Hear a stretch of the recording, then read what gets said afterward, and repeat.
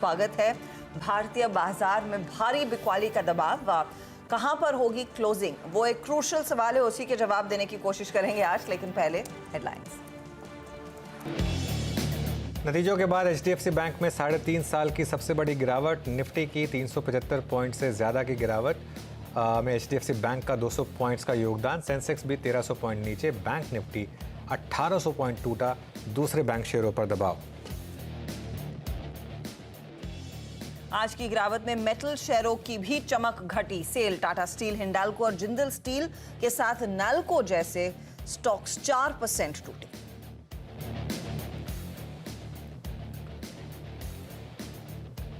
बाजार को पसंद आए आईसीआईसीआई लोम्बार्ड के नतीजे। 7% तेजी के साथ वायदा का सबसे ज़्यादा चलने वाला शेयर। एल&टी टेक के नतीजों से भी खुश बाजार। शेयर 3% चढ़ा। Q3 में कंपनी का मुनाफा 6.5% बढ़ा। करीब 80,000 मेगावाट और जोड़ने का हमने प्लान फाइनलाइज कर लिया है, तो ये करीब 2030 तक आ जाएगा हमारा। पूरे देश में एक रेट पर बिजली सप्लाई के बिजली मंत्री के बयान के बाद आईएक्स 8% टूटा। सीएनबीसी आवाज के साथ एक्सक्लूसिव बातचीत में पावर मिनिस्टर आर.के. सिंह ने कहा, मार्केट कपलिंग पर जल्द होगा अंतिम फैसला। और निफ्टी कंपनियों में कल आएंगे इंडसइंड बैंक के नतीजे। वहीं वायदा में पॉलीकैब, इंडिया मार्ट और टाटा कम्युनिकेशंस के नंबर्स का रहेगा इंतजार। इंडसइंड बैंक की लोन ग्रोथ मजबूत रहने की उम्मीद। पॉलीकैब की मार्केट कमेंट्री का भी मार्केट को इंतजार। और 10,99,000 से शुरू होगी देश की सबसे छोटी इलेक्ट्रिक एसयूवी टाटा पंच। ईवी की कीमत फुल चार्ज में 421 किलोमीटर चलेगी एसयूवी।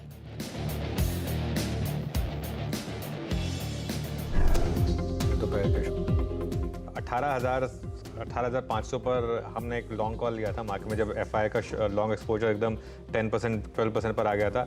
अभी मैं पिछले 3-4 दिन से एक व्यू लेके चल रहा हूँ कि ये वाली रैली जो है ये एग्जिट वाली रैली है। इस वाली रैली में अब आप रिस्क रिवॉर्ड आपका बेहद ख़राब है। अब आप मुनाफा वसूली, खासतौर से आपके जो छोटे और मझोले शेयर्स हैं उसमें तैयार रहें। 563 स्टॉक्स हैं न्यू हाई पर और 16 स्टॉक्स हैं न्यू लो पर। ये रेशो देखिए आप।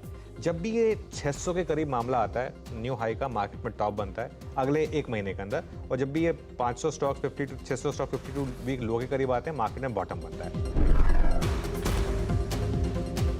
आखिरी की 5% की रैली छूट भी जाए तो कोई दिक्कत नहीं है। देखिए, प्रॉफिट का 5% खोना और कैपिटल का 10% खोना, उसमें आप क्या चूज़ करेंगे? मैं तो प्रॉफिट का 5% लूज़ करना चूज़ करूंगा वर्सेस 10% कैपिटल उड़ जाने से।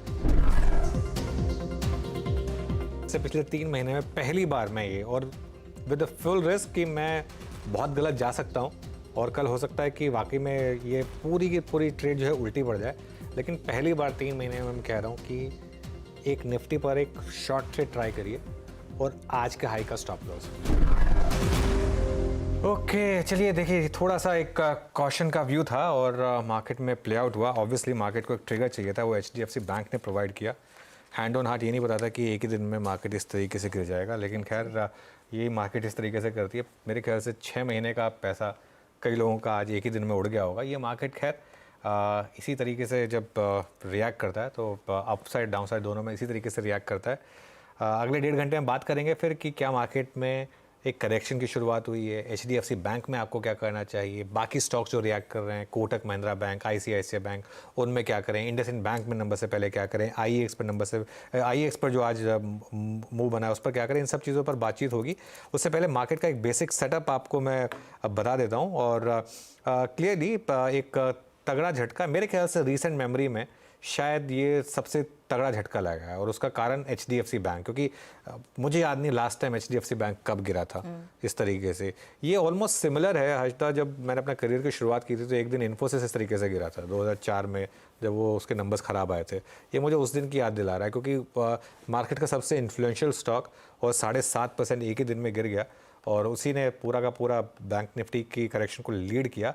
और निफ्टी और बैंक निफ्टी दोनों बहुत क्रूशियल लेवल्स के नीचे ट्रेड कर रहे हैं। इस चीज़ को ध्यान रखिए। देखते हैं आखिरी का 1.5 घंटा कैसे रहता है।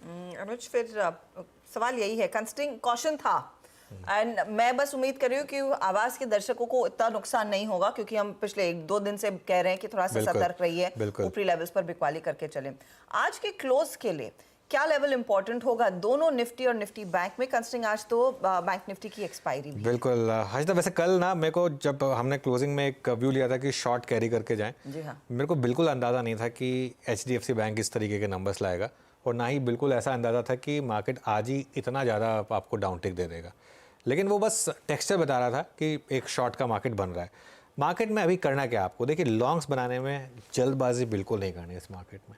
ये वो नवंबर दिसंबर वाली मार्केट नहीं है बस कि आपने लॉन्ग किया और मार्केट आपको 2 दिन बाद बोलेगा थैंक यू वेरी मच, ये लीजिए आपका पैसा। अभी मार्केट एक क्लेंजिंग आउट प्रोसेस में है, और जब आपके सबसे बड़े सेक्टर के सबसे बड़े स्टॉक में एक ही दिन में 1 लाख करोड़ का मार्केट कैप उड़ जाए, जो आज हुआ HDFC बैंक में, तो वो थोड़ा कॉशन का साइन होता है यहाँ पर। मैं कह रहा हूँ यहाँ से, ये मार्केट लेवल वाला मार्केट नहीं है। ये मार्केट वो मार्केट नहीं जिसमें आप कहें कि अच्छा अब ये मार्केट 20 डे पर आ गया है या बैंक निफ्टी 50 डे पर आ गया तो आप बाय कर लें, नहीं, ये वाली मार्केट नहीं है। ये एक करेक्शन वाली मार्केट है, और अब मुझे लग रहा है कि आप तैयार रहें एक डिसेंट करेक्शन के लिए, और उस करेक्शन में पैसा लगाने के लिए तैयार रहें। लेकिन उस करेक्शन में पैसा आप तभी लगा पाएंगे जब आपके पास पैसा होगा, जब आपने प्रॉफिट बुक किया होगा। इसी के लिए ये इंपॉर्टेंट था कि प्रॉफिट का बुक करना। मैं तो जल्दबाजी में नहीं हूँगा इस मार्केट में आज तक बाय करने के। मेरे ख्याल से मार्केट में एक करेक्शन की शायद आज शुरुआत हुई है, करेक्शन की डेफिनेट शुरुआत, और वो करेक्शन की शुरुआत अनफॉर्चुनेटली HDFC बैंक ही कर रहा है, जिससे सबसे ज्यादा अपेक्षा थी। अनुज, अब आज 7-8% का जो क्रैक इसने दिखाया है, क्या वर्स्ट जो लोगों ने सोचा था वो पच चुका है या फिर आगे पेन है? क्योंकि सवाल यही है। मैं कुछ रिपोर्ट्स कल शाम को ही पढ़ रही थी, और वो CD रेशियो LCR पर लोगों का अनुमान यही था कि एट द मोस्ट 2 से 3% टूटेगा। इतनी गहरी करेक्शन अदर देन ADR शायद किसी ने अंदाजा नहीं लगाया होगा। उसका रीज़न पता है क्या है? उसका रीज़न ये है कि हर कोई प्रिजनर है अपने व्यू के साथ। यही अगर कोई और बैंक होता तो सब ने डाउनग्रेड कर दिया होता। कि 2200 के जो प्राइस टारगेट सबने दिए हुए थे, ये इसलिए दिए हुए थे क्योंकि एकदम से कैसे आप बोल दें कि अब हम अभी हमें नहीं अच्छा लगता, अभी हमें नहीं अच्छा लग रहा, ठीक है ना। जो मैं इसका एक रैशनल समझा रहा था, सचिन तेंदुलकर अगर 2 साल के लिए आउट ऑफ फॉर्म होगा, कभी किसी ने ये थोड़ा बोला होगा कि ये इनको ड्रॉप किया जाएगा, वो रिटायर कर सकते हैं, ड्रॉप नहीं। कोहली के लिए कभी कोई बोलता नहीं है ना कि ड्रॉप कर दो कोहली को। ये हो सकता है कि कोहली कब रिटायर होंगे, ये सवाल आ सकता है। HDFC बैंक इसके लिए लोग, किसी की हिम्मत नहीं होती उसको डाउनग्रेड करने की। मैं आपको एक बहुत इंटरेस्टिंग चीज़ बता रहा हूँ HDFC बैंक में क्या होने वाली है। आप आज के ना डिलीवरी वॉल्यूम्स देखिएगा HDFC बैंक के, 6 करोड़ का वॉल्यूम हो चुका है। 6 करोड़ का वॉल्यूम मतलब करीब करीब 10,000 करोड़ का ओवरऑल वॉल्यूम। आप अज्यूम करके चलिए कि इसमें जो 2 बजे तक का मामला है वही 1 बजे तक का मामला वही प्ले आउट हुआ, तो 1 बजे तक यहाँ पर करीब 70% डिलीवरी मार्क हुई है। तो 10,000 करोड़ पे मतलब 7,000 करोड़ की डिलीवरी। इसका मतलब आज HDFC बैंक का डिलीवरी वॉल्यूम, कल सुबह में एनालाइज करेंगे तो उसको आप एनालाइज करिएगा। कल सुबह आप जब उठेंगे तो आपको HDFC बैंक की डिलीवरी वॉल्यूम दिखाई देगी 9,000 to 10,000 करोड़। 9,000-10,000 करोड़ की डिलीवरी वॉल्यूम। और HDFC बैंक जैसा शेयर जिसमें ज़्यादातर ओनरशिप FIIs की है, तो आज वो ट्रांसलेट होगी FII के नंबर में, और वो आज आपको दिखाई देगा FII का नंबर। वो शायद हो सकता है कि थोड़ा डरावना नंबर भी हो, क्योंकि यहाँ पर काफ़ी FIIs ने आज माल छोड़ा होगा HDFC बैंक में। जब भी किसी बैंक में या किसी स्टॉक में 10,000 करोड़ की डिलीवरी सेलिंग एक दिन में हो जाए अर्षदा, तो उसको उभरने में टाइम लगता है। तो ये एक चीज़ आप मान के चलिए, HDFC बैंक में अब नियर टर्म के लिए टॉप बन गया है। बॉटम बना है कि नहीं बना ये नहीं पता मुझे, टॉप बन गया है। HDFC बैंक का जो कल का हाई था वो क्रॉस होने में अब इसको हो सकता है कि पूरा एटलीस्ट 6 महीने लग जाएं, वो भी अगर अगले क्वार्टर के नंबर अच्छे हैं तो। बॉटम बना है कि नहीं बना है, 1533 पे 200 डे मूविंग एवरेज है। मेरे ख्याल से 52 वीक लो इसका एक बार देख लेता हूँ मैं, कहाँ है, यहाँ से ज़्यादा दूर नहीं होगा 52 वीक लो। वो जोन होगा जहाँ 1460, हाँ 1460, हाँ, तो 100 रुपए नीचे, बस 100 रुपये नीचे। तो मेरे ख्याल से यहाँ से लेके और अगले 100 रुपये के बीच में यहाँ पर अब थोड़ी सी टाइम करेक्शन होगी। मतलब स्टॉक हो सकता है कि 1460 तक भी जाए, ना भी जाए तो भी टाइम स्पेंड करेगा यहाँ पर। और उसके बाद एक क्वार्टर जब तक ये अच्छे क्वार्टर नंबर्स नहीं लेकर आता तब तक कहीं जाने वाला नहीं है, कहीं दूर जाने वाला नहीं है। आपको लेकर अलमारी में रखना वो अलग बात है as a long term investor. लेकिन ऐसा नहीं है कि अगर आपने आज नहीं लिया तो आपको कल HDFC बैंक 1550 पे नहीं मिलेगा, 1 महीने बाद 1550 पे नहीं मिलेगा। ये यही रहने वाला है अभी कुछ टाइम, नीचे भले ही आ जाए, यहाँ से ऊपर नहीं आने वाला। तो इसके लिए इसमें ज़्यादा इशू क्या है क्या ये अपने साथ बाकी बैंकों को भी लेके डूब रहा है? मतलब साथ में आप देखिए आज किस तरीके से कोटक गिरा। कोटक इसलिए क्योंकि थोड़ा एकदम क्लोजेस्ट एचडीएफसी बैंक से कोटक ही गिना जाता है इसके लिए। लेकिन क्या आईसीआईसीआई बैंक, क्या एक्सिस, क्या एसबीआई, यहाँ पर भी करेक्शन आएगी? मेरे लिए ये जानना जरूरी है। एचडीएफसी बैंक में मेरे ख्याल से कुछ टाइम के लिए टॉप बन गया, बहुत जल्दी से जाएगा नहीं वहाँ पर। चलिए, और अब यही आज का सबसे बड़ा पेन पॉइंट था और इसने बाकी पूरे बाजार को नीचे खींचा है। वीरू, बताइए, अब आगे कुछ और दिखा बियॉन्ड एचडीएफसी? कुछ किसी पर नजर गई है क्या? मैं सोच रहा था कि अगर आप ये मुझसे प्रश्न ना पूछें आज ज़्यादा अच्छा होगा, लेकिन आपने कोई रहम नहीं की मेरे पर। बट फिर भी एक दो स्टॉक्स में यहाँ मार्क कर देता हूँ जो कि अच्छे लग रहे हैं, अभी भी आज उनमें डेटा में कॉन्फिडेंस है। एक तो BHEL, सुबह बात भी की थी हमने, पहला ट्रेड CNBC आवास पे यही था, 208.10 पे आके क्लोज होने की मतलब की ट्रेजेक्ट्री में आके ट्रेड करता हुआ आज था। ये लगभग 12 साल का हाईएस्ट क्लस्टर। बड़ी बात यह है कि आज इस प्राइस के बीच में, इस कैंडल के बीच में, इसने अपनी सितंबर 2014 की जो पूरी की पूरी सप्लाई थी उसको एब्जॉर्ब कर लिया। यानी अगर मैं देखूं लास्ट 10 साल के टाइम फ्रेम में जो एक सिर्फ हाई था जो परसिस्ट कर रहा था 205-206 पे, उस सप्लाई को एब्जॉर्ब कर लिया। टेक्निकली अगर इस लेवल पे क्लोज होता है तो एक अच्छा क्लोज होगा। वॉल्यूम्स इसमें भी बहुत अच्छे हैं और ऑप्शन एक्टिविटी भी काफ़ी स्ट्रॉन्ग है। उसके बाद मैं जिक्र करूंगा यहाँ पे ल्यूपिन का, और इस मंच पे काफ़ी बार डिस्कस भी हुआ है। आज भी बहुत stable, well above all moving averages और डे हाई की ट्रेजेक्ट्री में अभी भी ट्रेड करता हुआ आज था। यहाँ पर भी ऑप्शन एक्टिविटी, स्पेशली अगर आप कुछ देर में जब हम इसकी चर्चा करेंगे, जिस प्रकार की 1400 की पुट ऑप्शंस में राइटिंग है, कन्विक्शन ये स्टॉक दिखा रहा है। तो एक ल्यूपिन हो गया, साथ ही साथ एक BHEL हो गया, और तीसरा स्टॉक में जहाँ पे रखना चाहूँगा दैट्स इंडिगो। 1% ऊपर है हर्षदा। आज एक रिक्वायर्ड रेस्ट इसने लिया, सुबह सुबह ओपनिंग डिप के साथ हुई और 20 डे में पे एक रेस्ट लिया, वहाँ से पुल बैक दिया, डे हाई की ट्रेजेक्ट्री में ट्रेड करता हुआ। ये एक 3 स्टॉक हैं हर्षदा जो कि इस वक्त ठीक लग रहे हैं OI और ऑप्शंस के सेट्स में हर्षदा। ओके, तो ये कुछ स्टॉक्स हैं जहां पर कुछ इंटरेस्टिंग मूव्स देखने को मिले, लेकिन कुछ और आपके लिए लेकर आते हैं ट्रेंडिंग काउंटर्स, जहां पर आज क्लियर पिक्चर आपको दिखाई देगी कि कहां पर मार्केट टूटा है। सबसे पहले ऑफ कोर्स HDFC बैंक, इसका वैसे आप चार्ट देखेंगे तो और भी खराब स्थिति दिखाई देगी, लेकिन धीरे धीरे करके ये सरकता ही चला गया। 7.5% की गिरावट, अब 1550 के आसपास ट्रेड करता हुआ। 3 साल में सबसे बड़ा नॉक इसको लगा है, और ये टूटा तो कोटक महिंद्रा बैंक इसके पीछे 3.5% नीचे। आईसीआईसीआई बैंक में दबाव देखने को मिला है। आज इनफैक्ट मेटल कंपनियों में तेजी पर एक कड़ा ब्रेक लगा है। 3% का नुकसान टाटा स्टील में और हिंडाल्को भी गिरावट में ही दिखाई दे रहा है। 2-2.5% का नुकसान IEX, और इस पर आगे बातचीत करेंगे। वो मार्केट कपलिंग की, अनकपलिंग की जो बात उभर कर आ रही है वो भारी पड़ेगा IEX पर, और इसका उल्लेख दरअसल एक बार फिर पावर मिनिस्ट्री की ओर से आता हुआ दिखाई दिया। सेल, रैमको, कॉनकॉर्ड ये दूसरे लूजर्स हैं आज के ट्रेड में। हालांकि कुछ खरीदारी के अंश, और आप देखिए टेक्नोलॉजी कंपनियों ने थोड़ा सा स्टेप अप किया। HCL टेक 1.5% ऊपर, TCS में 0.5% के गेंस। आज टाटा कंज्यूमर में एक पुलबैक आता हुआ। SBI लाइफ तेजी में है। ICICI लोम्बार्ड और LTTS के नंबर्स लकीली बाजार को पसंद आए हैं, तो ये स्टॉक संभल गए हैं। पॉलीकैब के कल नतीजे आएंगे। नंबर्स में ग्रोथ, रेवेन्यू, वॉल्यूम, और ऑफ कोर्स वो हाल ही में जो कई सारी डेवलपमेंट्स थी कि IT ने काफ़ी ज़्यादा छानबीन की है, छापेमारी हुई है, वहाँ पर 2% ऊपर है स्टॉक। देखते कमेंट्री क्या आती है। पर्सिस्टेंट सिस्टम्स भी आज थोड़ा सा सपोर्ट करता हुआ। तो IT इकलौती कड़ी है जहाँ पर हमने देखा है थोड़ा सा सपोर्ट मिला, वरना सिचुएशन और भी खराब होती। चलिए हमारे पैनल को अब जोड़ना शुरू करते हैं। फंडामेंटल्स के लिए जियोजीत फाइनेंशियल के गौरांग शाह, टेक्निकल कॉल्स पर प्रकाश गाबा, मानस जायसवाल, राजेश सातपुते, चंदन थापड़िया, रुचित जैन है। HDFC बैंक आज की सबसे बड़ी हेडलाइन, और इस पर तो चर्चा डिटेल में आगे और होगी। LKP सिक्योरिटीज़ के अजीत का भी हमारे साथ जुड़ेंगे जो इस पूरे मामले पर और उसके नंबर्स को टटोल कर एक डिटेल्ड रिपोर्ट भी तैयार कर रहे हैं।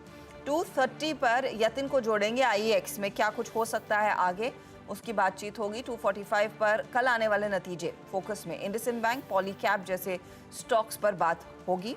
250 पर हमारे साथ रेनेसा इन्वेस्टमेंट मैनेजर्स के फाउंडर पंकज मुरारका जुड़ेंगे, और फिर आगे ऑफ कोर्स डीलिंग रूम का जायजा, BTST, STBT ट्रेड सब होगा आपके साथ। बिल्कुल, तो चलिए फिर शुरुआत करते हैं। ध्यान रखिएगा बैंक निफ्टी की वीकली एक्सपायरी है। अभी लोवेस्ट लेवल से थोड़ी रिकवरी आई है बैंक निफ्टी में, देखते हैं अब ये सस्टेन करती है या नहीं। और मिड कैप्स में भी हल्की सी रिकवरी लोवेस्ट लेवल से। गुड आफ्टरनून गाबा सर, बताइए इस समय की ट्रेड क्या होगी आपकी? Good afternoon to you. मैं लॉन्ग ही लूंगा, वो है परसिस्टेंट आईटीआर सेफ बेट है, 7741 पर ट्रेड कर रहा है, स्टॉप होगा 7710 का 30 रुपीज। ऑन द अपसाइड जो टारगेट है 7800 के आईटी में परसिस्टेंट। ओके, तो परसिस्टेंट में एक इंटरेस्टिंग मूव, काबा साहब उसी ट्रेड को बैक करेंगे। मानस, आफ्टरनून, बताइए तेजी या मंदी? गुड आफ्टरनून हर्षिता जी। तो देखिए, मिड कैप आईटी में डेफिनेटली बाइंग इंटरेस्ट है, तो ओरेकल फाइनेंशियल में खरीदारी करने की राय रहेगी। कल एक छोटा सा करेक्शन देखने को मिला, आज वीक ओपनिंग के बाद भी लोअर लेवल पे बाइंग इंटरेस्ट देखने को मिला है और 2 दिन पहले के हाई स्टॉक ब्रेक करने को तैयार है। आई थिंक करंट लेवल्स पे ओवरफेसेस में खरीदारी करनी चाहिए। 5000 के नीचे आपको स्टॉप लॉस लगाना है और 5300 के टारगेट सेट करना है। ओके, ओरेकल फाइनेंशियल्स, इस वक्त पूरा का पूरा पैनल हमारा जो है वो फोकस कर रहा है आईटी पर, और निफ्टी आईटी आपकी स्क्रीन पर इस वक्त भी डे हाई की ट्रैजेक्टरी पे है। सुबह भी आज पहला सौदा में हमने ज़्यादातर ट्रेड्स जो लिए थे वो आईटी पे ही लिए थे, इस बात को देखते हुए कि स्टेबिलिटी यहाँ पर है इस वक्त। राजेश सतपुते जी, गुड आफ्टरनून, आपका कन्विक्शन ट्रेड इस वक्त का? Good afternoon Viren and good afternoon everyone. Viren देखिए, ऑब्वियसली नजर तो आईटी पे ही है, क्योंकि वहीं पे एक आप कह सकते हैं कि एक आप छुप सकते हो और एक डिफेंसिव बेट हो रहा है। और निफ्टी जहाँ पे 300-400 पॉइंट 380 पॉइंट डाउन है, तो यहाँ पे शॉर्ट करना भी थोड़ा डिफिकल्ट होगा। तो आईटी पे ही बेट करेंगे, टीसीएस को बाय करेंगे। स्टॉप लॉस होगा 3840 का, और मुझे लगता है कम से कम 60 पॉइंट का मूव मिलना चाहिए। तो मेरा टारगेट होगा इसका 3930 3940। तो it's a buy in TCS. Okay, buy in TCS, ये हो गई राजेश सतपुते की कॉल। आई थिंक रुचित को भी जोड़ लेते हैं। Ruchit, good afternoon. रुचित, आपका ट्रेड क्या होगा? जी very good afternoon. Well IT तो नहीं, लेकिन थोड़ा डिफेंसिव स्टॉक जरूर है। फार्मास्यूटिकल स्पेस में से लुपिन में खरीदारी की सलाह है। सो आइडियली मैं प्योरली अगर ऑप्शंस के डेटा देख रहा था तो 1400 के कॉल में सबसे ज्यादा ऑप्शन के राइटर्स की पोजीशंस है, और आज हमने देखा है लगभग 48,000 कॉन्ट्रैक्ट्स वहां पे ऑप्शन राइटर्स अनवाइंड उन्होंने किया है। और यही नहीं, थोड़ा पोजिशनल देखे तो 1450 तक के कॉल राइटर्स ने भी अपनी पोजीशंस अनवाइंड करे। तो 1450 के कॉल में अनवाइंडिंग है, 1430 के कॉल में अनवाइंडिंग है, 1400 के कॉल में अनवाइंडिंग है। स्टॉक ऑलरेडी एक थोड़े कंसोलिडेशन फेज या टाइम वाइज करेक्शन के थ्रू जा सकते हैं। जहां पे कॉल राइटर्स पोजीशंस अनवाइंड कर रहे हैं, तो ये आई थिंक साइंस है कि ऐसे मार्केट में एज ए डिफेंसिव ये आउट परफॉर्मेंस ये स्टॉक दिखा सकता है। तो 1385 के स्टॉप लॉस से लुपिन में यहाँ पे खरीदारी की सलाह रहेगी 1440 से 1450 के अराउंड के टारगेट्स के लिए। ओके, तो ये फिलहाल लुपिन में एक अपॉर्चुनिटी, क्लियरली डिफेंसिव काउंटर्स फिर फोकस में आते हुए and to the rescue buy side के ट्रेड्स आए हैं। गौरांग, गुड आफ्टरनून, बताइए क्या पिक है पहले तो? धन्यवाद हर्षदा जी आपका, और आप सभी को शुभ दिन हमारे तरफ से। तो ऐसे बाजार में भी एक स्टॉक जिसने आज सर्वोच्चम स्तर अपने बनाया है जीवन का, वो है अपोलो हॉस्पिटल। 5970 के आसपास मौजूदा स्तर है, और निरंतर यहाँ पर हमारी खरीदारी की राय काफी लंबे समय से रही है हर्षदा जी। और इस स्तर पे भी हमें लग रहा है कि आने वाले समय में जिस तरीके से न्यू फैसिलिटीज जोड़ी गई हैं, नए बेड्स जो ऐड किए गए हैं, और आने वाले समय में संभव है नई फैसिलिटीज और जोड़ी जाएगी, तो अपोलो हॉस्पिटल्स पर खरीदारी की जाए। अपोलो हॉस्पिटल्स पर खरीदारी है। देखिए, आज बाइंग है सिर्फ आईटी या हेल्थ केयर में। ये मार्केट का टेक्सचर इस तरीके का, परसिस्टेंट, ओएफएसएस, टीसीएस, लुपिन और अब अपोलो हॉस्पिटल्स। लेकिन इसका कारण है एचडीएफसी बैंक, जिसने जिस तरीके का मूड बिगाड़ा मार्केट में। नंबर्स मार्केट को नहीं पसंद आए और स्टॉक अब करीब 7.5% नीचे। क्या नहीं आया पसंद बाजार को, ये समझाने के लिए हमारे साथ एलकेपी सिक्योरिटीज़ के बैंकिंग एनालिस्ट अजीत काबी जुड़ गए हैं। Ajit, good afternoon. नटशेल में बताइए कि क्या सबसे ज़्यादा डिसअपॉइंटिंग लगा मार्केट को और क्यों इतनी बड़ी गिरावट? आप अगर 7.5% की गिरावट एक दिन में देखें तो ये पिछले 4-5 साल में एचडीएफसी बैंक के साथ कभी हुआ नहीं पोस्ट कोविड। सो ये रीजन मेनली जो है वो लिक्विडिटी कवरेज रेशियो का गिरना है। लिक्विडिटी कवरेज रेशियो जो पिछले क्वार्टर में अराउंड 127% था, अब 110% हो चुका है, जो रेगुलेटरी थ्रेशोल्ड जो है 100% के उससे करीब है। और उसका रीजन यह है कि डिपॉजिट ग्रोथ काफी कम रहा। जो एक्सपेक्टेशन था डिपॉजिट ग्रोथ का, अराउंड जो इंक्रीमेंटल डिपॉजिट था इस क्वार्टर में अराउंड 41,000 करोड़ का है, जबकि लोन ग्रोथ जो है अराउंड 1.15 ट्रिलियन, मतलब 1,15,000 करोड़ का लोन ग्रोथ हुआ है। तो लोन ग्रोथ को अभी रेगुलेटरी नॉर्म्स जो है 100% का एलसीआर का, उसको मैच करने के लिए डिपॉजिट ग्रोथ को काफी आगे करना पड़ेगा, जो नेक्स्ट फ्यू क्वार्टर्स में दिखता नजर नहीं आ रहा फॉर एचडीएफसी बैंक डिस्पाइट इतने सारे ब्रांच एक्सपेंशन के बाद। और एलसीआर काफी नीचे गिर गया है, जो एक्सपेक्टेशन से काफी नीचे रहा, और साथ में निम्स जो है कुछ ज्यादा उछाल देखने को नहीं मिला है। वो 3.6% जो है, जो हिस्टोरिकल एचडीएफसी बैंक का निम्स रहा है अबव 4% का, वो उससे काफी नीचे रहा। 3.6% का उन्होंने रिपोर्ट किया है after consolidation of HDFC limited. So इन सारी चीजों की वजह से मार्केट्स डिस्पाइट इतना अच्छा प्रॉफिटेबिलिटी, इतना अच्छा आरओए के बाद, जो फ्यूचर प्रोस्पेक्ट्स हैं वो थोड़ा वीक नजर आ रहे हैं एचडीएफसी बैंक के, क्योंकि वो काफी बड़ा बैंक है जी। और डिपॉजिट ग्रोथ उस लेवल पे नहीं रहा। तो उस फ्यूचर प्रोस्पेक्ट्स की वजह से हमें देखने को मिल रहा है कि इस रिजल्ट्स का जो शॉक लगा है मार्केट में, आपको अराउंड 7% का करेक्शन देखने को मिल रहा है एचडीएफसी बैंक में। और साथ में काफी सारे आप बैंक फ्यूचर प्रोस्पेक्ट्स की बात कर रहे हैं, जब आप कह रहे हैं कि फ्यूचर प्रोस्पेक्ट्स अब वीक हो जाते हैं, अब इसमें स्पेसिफिकली क्या एनआईएम्स की बात हो रही है? क्योंकि इनके सीडी रेशियो को देखकर भी कई सारे एनालिस्ट कह रहे थे कि इसका ये बेसिकली 110% का सीडी रेशियो लिमिट करता है मार्जिन एक्सपेंशन को, तो मार्जिन एक्सपैंड नहीं होगा तो क्या कॉन्ट्रैक्शन का डर है? इफ सो कितना कॉन्ट्रैक्ट होगा और कितनी डिपॉजिट ग्रोथ इनको बढ़ानी पड़ेगी वो एलसीआर को मीट करने के लिए? उनको deposit growth around sequential basis पे नेक्स्ट 2-3 क्वार्टर में 5% का 5% sequential credit growth, deposit growth चाहिए फॉर नेक्स्ट 2-3 क्वार्टर्स, जो दिखता नजर नहीं आ रहा है फॉर एलसीआर को ज्यादा लेने के लिए। और एलसीआर के साथ साथ सीडीआर रेशियो भी काफी गिर रहा है, जो गिर नहीं रहा है, काफी उछाल दिखने को मिल रहा है, जो अच्छी बात नहीं है। जो है 110% का एलसीआर भी है और सीडीआर भी 110% का है। उसकी वजह से हमें लग रहा है कि निम्स इम्प्रूवमेंट जो है वो काफी कम रहेगा नेक्स्ट फ्यू क्वार्टर्स में, और निम्स की वजह से प्रॉफिटेबिलिटी में इम्पैक्ट ज्यादा नजर आने को दिख सकता है। जो 2.2% का आरओए रिपोर्ट कर रही है बैंक पिछले 2 क्वार्टर से, उसमें और थोड़ी गिरावट देखने को मिल सकती है रिटर्न ऑन एसेट्स में, अकॉर्डिंग टू आवर प्रोजेक्शन। देखिए अजीत, आपको लगता है ये डैमेज कंट्रोल इतनी जल्दी हो पाएगा? बिकॉज जो उन्होंने गाइड किया था for I think initial 9 months approximately 1 lakh crore रुपए की डिपॉजिट, उसके अगेंस्ट लगभग 63,600 करोड़ रुपए। यहाँ पे डिफरेंशियल बहुत बड़ा है। उसमें से भी आपके कासा जो है अप्रॉक्सीमेटली मेरे ख्याल से 200 बेसिस पॉइंट रिड्यूस हुए हैं, आपका टर्म डिपॉजिट बड़ा है।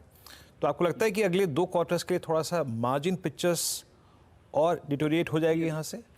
यस, मुझे ऐसा फील हो रहा है कि रिसर्च एनालिस्ट की मार्जिन्स और डिक्लाइन देखने को मिल सकते हैं। कैलकुलेटेड मार्जिन्स जो है 10 बिप्स के 10 बिप्स और नीचे आ सकते हैं और नेक्स्ट 2 क्वार्टर्स। तो उसके हिसाब से देखा जाए तो हम लोग को 2025 का प्रोजेक्शन नंबर जो है उसमें आरओए नंबर्स और आरओए नंबर्स में थोड़ी गिरावट देखने को मिल रही है। As an HDFC bank we can't मतलब एक्सपेक्टेशन जो होता है एचडीएफसी बैंक से हमेशा हायर रहता है, इसके हिसाब से उसको वैल्यूएशन भी हमेशा प्रीमियम मिलता है।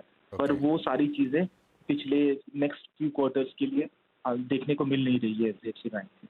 ओके, अच्छा अजीत, अब एक सवाल जो थोड़ा सा इम्पॉर्टेंट है, क्योंकि एचडीएफसी बैंक के केस में कुछ लोगों का ये मानना था कि शायद थोड़ा बेनिफिट ऑफ डाउट देना चाहिए था मार्जिन को लेकर, क्योंकि वो जो एचडीएफसी का मर्जर था उसका शायद एक इम्पैक्ट रहा होगा। लेकिन आज तो मार्केट ने एक अज्यूम कर लिया है कि ये शायद अब अक्रॉस द बोर्ड आपको मार्जिन में पेन देखने को मिलेगी। क्या वाकई में ये रिस्क है, और क्या बाकी बैंकों से भी अब खराब नंबर एक्सपेक्ट करें? नहीं, आप अगर कंपेयर करें बाकी बैंकों से वो नंबर खराब नहीं है, बट आप सिर्फ मार्जिन के बारे में बात करें तो मार्जिन का 3.6% का जो मार्जिन है, हिस्टोरिकल 4% और 4.2% का देखने को मिला है, वो 3.6% भी मेंटेन रखना बैंक के लिए थोड़ा मुश्किल होगा। 3.5% में नेक्स्ट क्वार्टर्स या नेक्स्ट फ्यू क्वार्टर्स में आने वाला है। अगर 3.6% से नीचे आ रहा है तो जो एक्सपेक्टेशन लेवल था मार्केट का वो ऑब्वियसली बीच होता है। और दूसरी चीज ये है कि हिस्टोरिकल जो नंबर्स हैं एचडीएफसी बैंक के, जो 4% में उसने दिया है नेट इंटरेस्ट मार्जिन, उससे भी नीचे गिरावट देखने को मिल रही है। ठीक है, अब इन 2 चीजों को देखते हुए जो पिछले क्वार्टर से उससे भी वीक और आगे के जो पिछले हिस्टोरिकल नंबर्स थे उससे भी वीक देखने को मिल रहा है नेट इंटरेस्ट मार्जिन।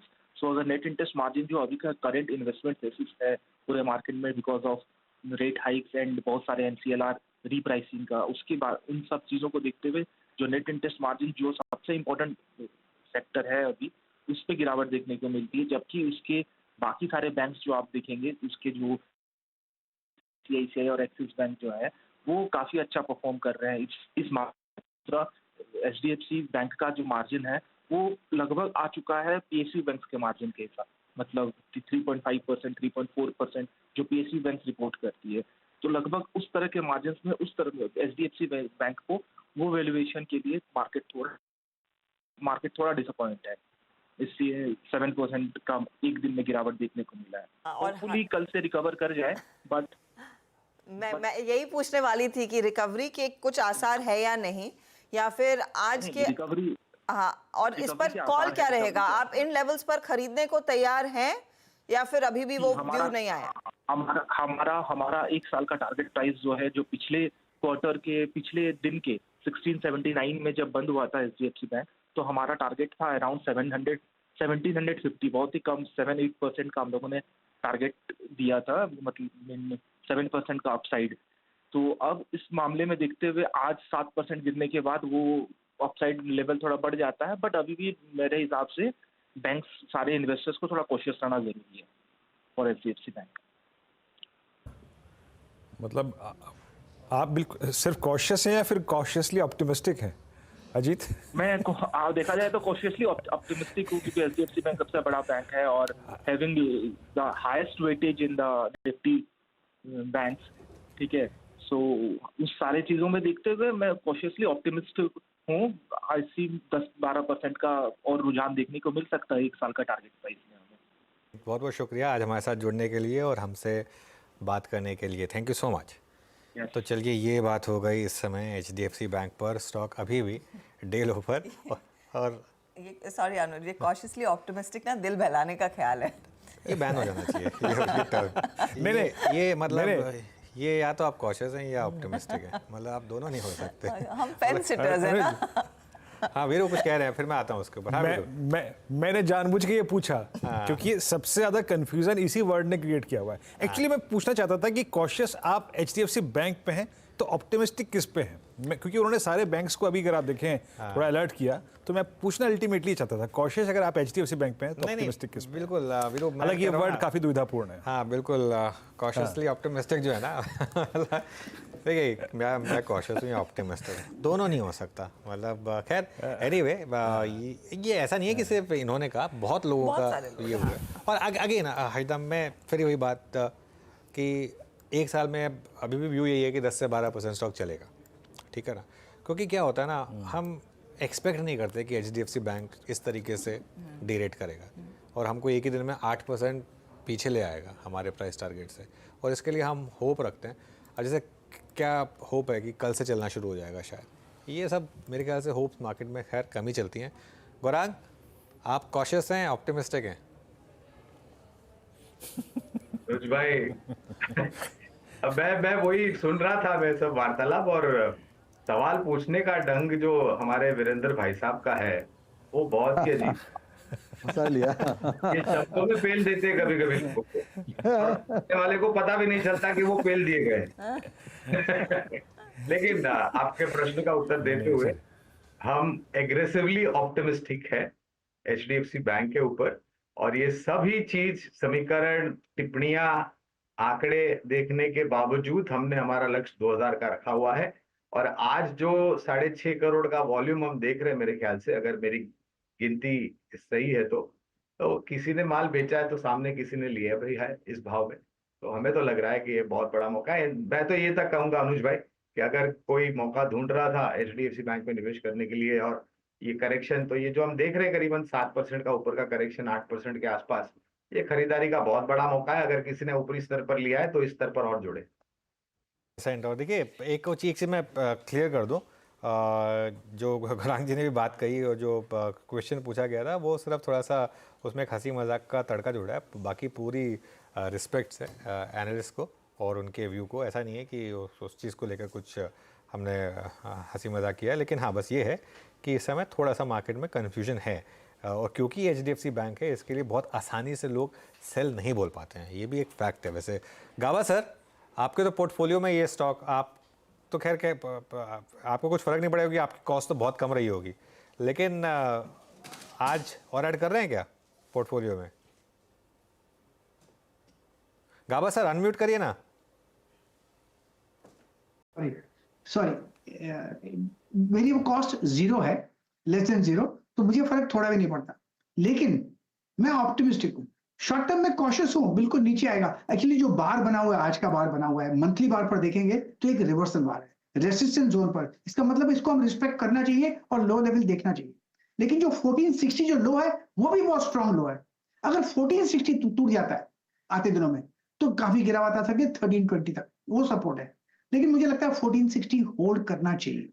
तो मेरे ख्याल से शॉर्ट टर्म में कॉशियस हूँ बिल्कुल, अदरवाइज क्या करना है, स्टॉक में होल्ड ही करना चाहिए। लॉन्ग टर्म के लिए डिप्स मिलती है तो खरीदारी का मौका रहेगा, एंड बट अपना नजरिया लंबा करना चाहिए। बस एसआईपी कर दें स्टॉक में, आहिस्ता आहिस्ता आहिस्ता 2-3 साल में अच्छा मुनाफा मिल सकता है। अगर आप बिगर पिक्चर देख रहे हैं, लॉन्ग टर्म 2-3 साल के से ज़्यादा के पर्सपेक्टिव से देख रहे हैं, तो शायद इससे बड़ा मौका आपको ना मिले इस स्टॉक को लेने का। चलिए अब बात करते हैं एक एक्सीडेंट से दूसरे एक्सीडेंट की, लेकिन दूसरे एक्सीडेंट में नंबर्स का कोई खेल नहीं है। दरअसल सीएनबीसी आवाज़ के हाथ एक बड़ा इंटरव्यू लगा, उसका थोड़ा सा आप कह सकते हैं इम्पैक्ट है। आईएक्स की मैं बात कर रही हूँ, स्टॉक में आज 7% का नॉक लगा है। स्टॉक आपकी स्क्रीन पर लेकर आएंगे।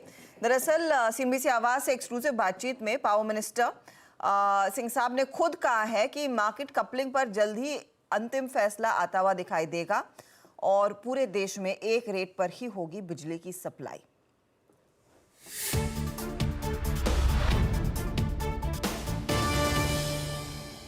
एक देश में हमने पूरे देश को एक ट्रांसमिशन लाइन से जोड़ दिया है। अब आप बिजली कहीं भी पैदा करके कहीं भी बेच सकते हैं। ये भी देखिए 2014 में एक देश के एक पार्ट से दूसरे पार्ट तक सिर्फ 36,000 मेगावाट हम ट्रांसफर कर सकते थे। आज उसको बढ़ा करके 1,16,000 मेगावाट तक कर दिया, वन नेशन वन ग्रिड कर दिया। तो ये वन मार्केट होना ही है। तो ये आप दो मार्केट और दो प्राइस नहीं चल सकता है।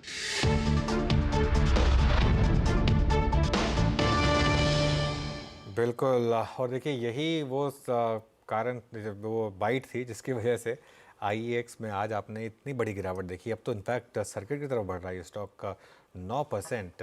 लेकिन इसका अब अरिथमेटिक समझिए, जो हमें यतिन समझाएंगे कि क्यों मार्केट ने इसको इतना नेगेटिवली लिया। Yatin, good afternoon. Good afternoon. देखिए, जो पावर मिनिस्टर ने कहा है वो उन्होंने रीट्रेट किया है। पावर मिनिस्ट्री ने हमेशा सीआरसी को ये कहा है कि एक सिंगल प्राइस पॉइंट क्लियरिंग का होना चाहिए, ताकि कस्टमर्स को, यानी जो घरेलू यूजर्स हैं, रेजिडेंशियल यूजर्स हैं, इनको सबसे ज़्यादा बेनिफिट मिले लो कॉस्ट पावर का।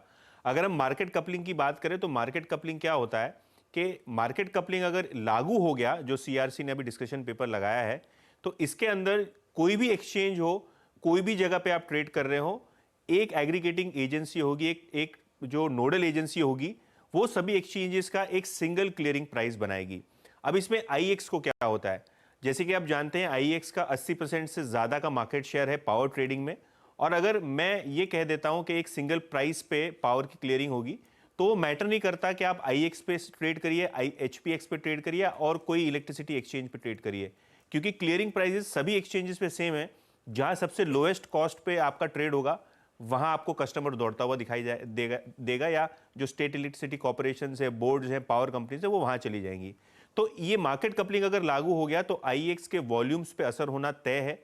बहुत सारे ब्रोकरेजेस मानते हैं इससे 20 से 30% का ईपीएस इंपैक्ट होगा। और कहीं ना कहीं ये जो पावर मिनिस्ट्री का एक स्ट्रॉन्ग बयान है कि मार्केट कपलिंग लागू होनी चाहिए, इसको लेके अब लग रहा है कि सीआरसी को भी शायद ये साउंड बाइट्स मिल रहे हैं कि मार्केट कपलिंग को जल्द से जल्द लागू कर दिया जाए। सीआरसी ने ऑलरेडी एक डिस्कशन पेपर दिया हुआ है, जहां एक मेजॉरिटी स्टेक होल्डर्स ने कहा है कि इसको फेजेस में लागू किया जाए, लेकिन लगभग ये तय है कि मार्केट कपलिंग लागू हो जाएगी और शायद इसका असर आईएक्स के अर्निंग्स पे और वॉल्यूम्स पे होता हुआ दिखाई पड़ सकता है। ओके यतिन, बहुत बहुत शुक्रिया आप।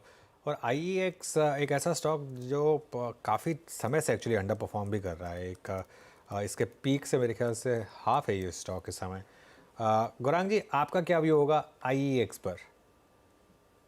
अनुज भाई, क्षमा चाहूंगा, इसके ऊपर हम टिप्पणी नहीं करेंगे क्योंकि हमारी कवरेज ही नहीं है इसके ऊपर। ओके, कोई प्रॉब्लम नहीं है। इस पर एक टेक्निकल चेक ले लेते हैं। मानस, अंडर परफॉर्मिंग स्टॉक रहा है ये, क्या व्यू होगा इस पर? देखिए, व्यू तो निगेटिव है क्योंकि आज एक ही दिन में 20 और 50 डे मूविंग एवरेज ब्रीच हो गए हैं। पैटर्न निगेटिव है और पैटर्न को देख के लग रहा है कि शायद ये 200 डे मूविंग एवरेज को एक बार रिविजिट करने जाएगा। तो 140 टू 140 तक के टारगेट देखने को मिल सकते हैं आईएक्स में। कोई उछाल मिले तो ही यहाँ पर बिकवाली करनी चाहिए और 156 के स्टॉप लॉस लगानी चाहिए। मानस, अच्छा, आपकी सुबह की जो कॉल थी बीएचईएल, अभी मैं इसके ओपन इंटरेस्ट को दिख रहा था, आई मीन 1% ऊपर है डी हाई पर, मतलब not exactly D high, but आपको ये इतना कन्विक्शन दे रहा है कि इस मार्केट कंडीशन में ये डिलीवर कर पाएगा ऑन द हायर साइड, या फिर अभी भी जो कोई प्रॉफिट में एक बार कवर कर ले? आपका व्यू क्या है BHL पे?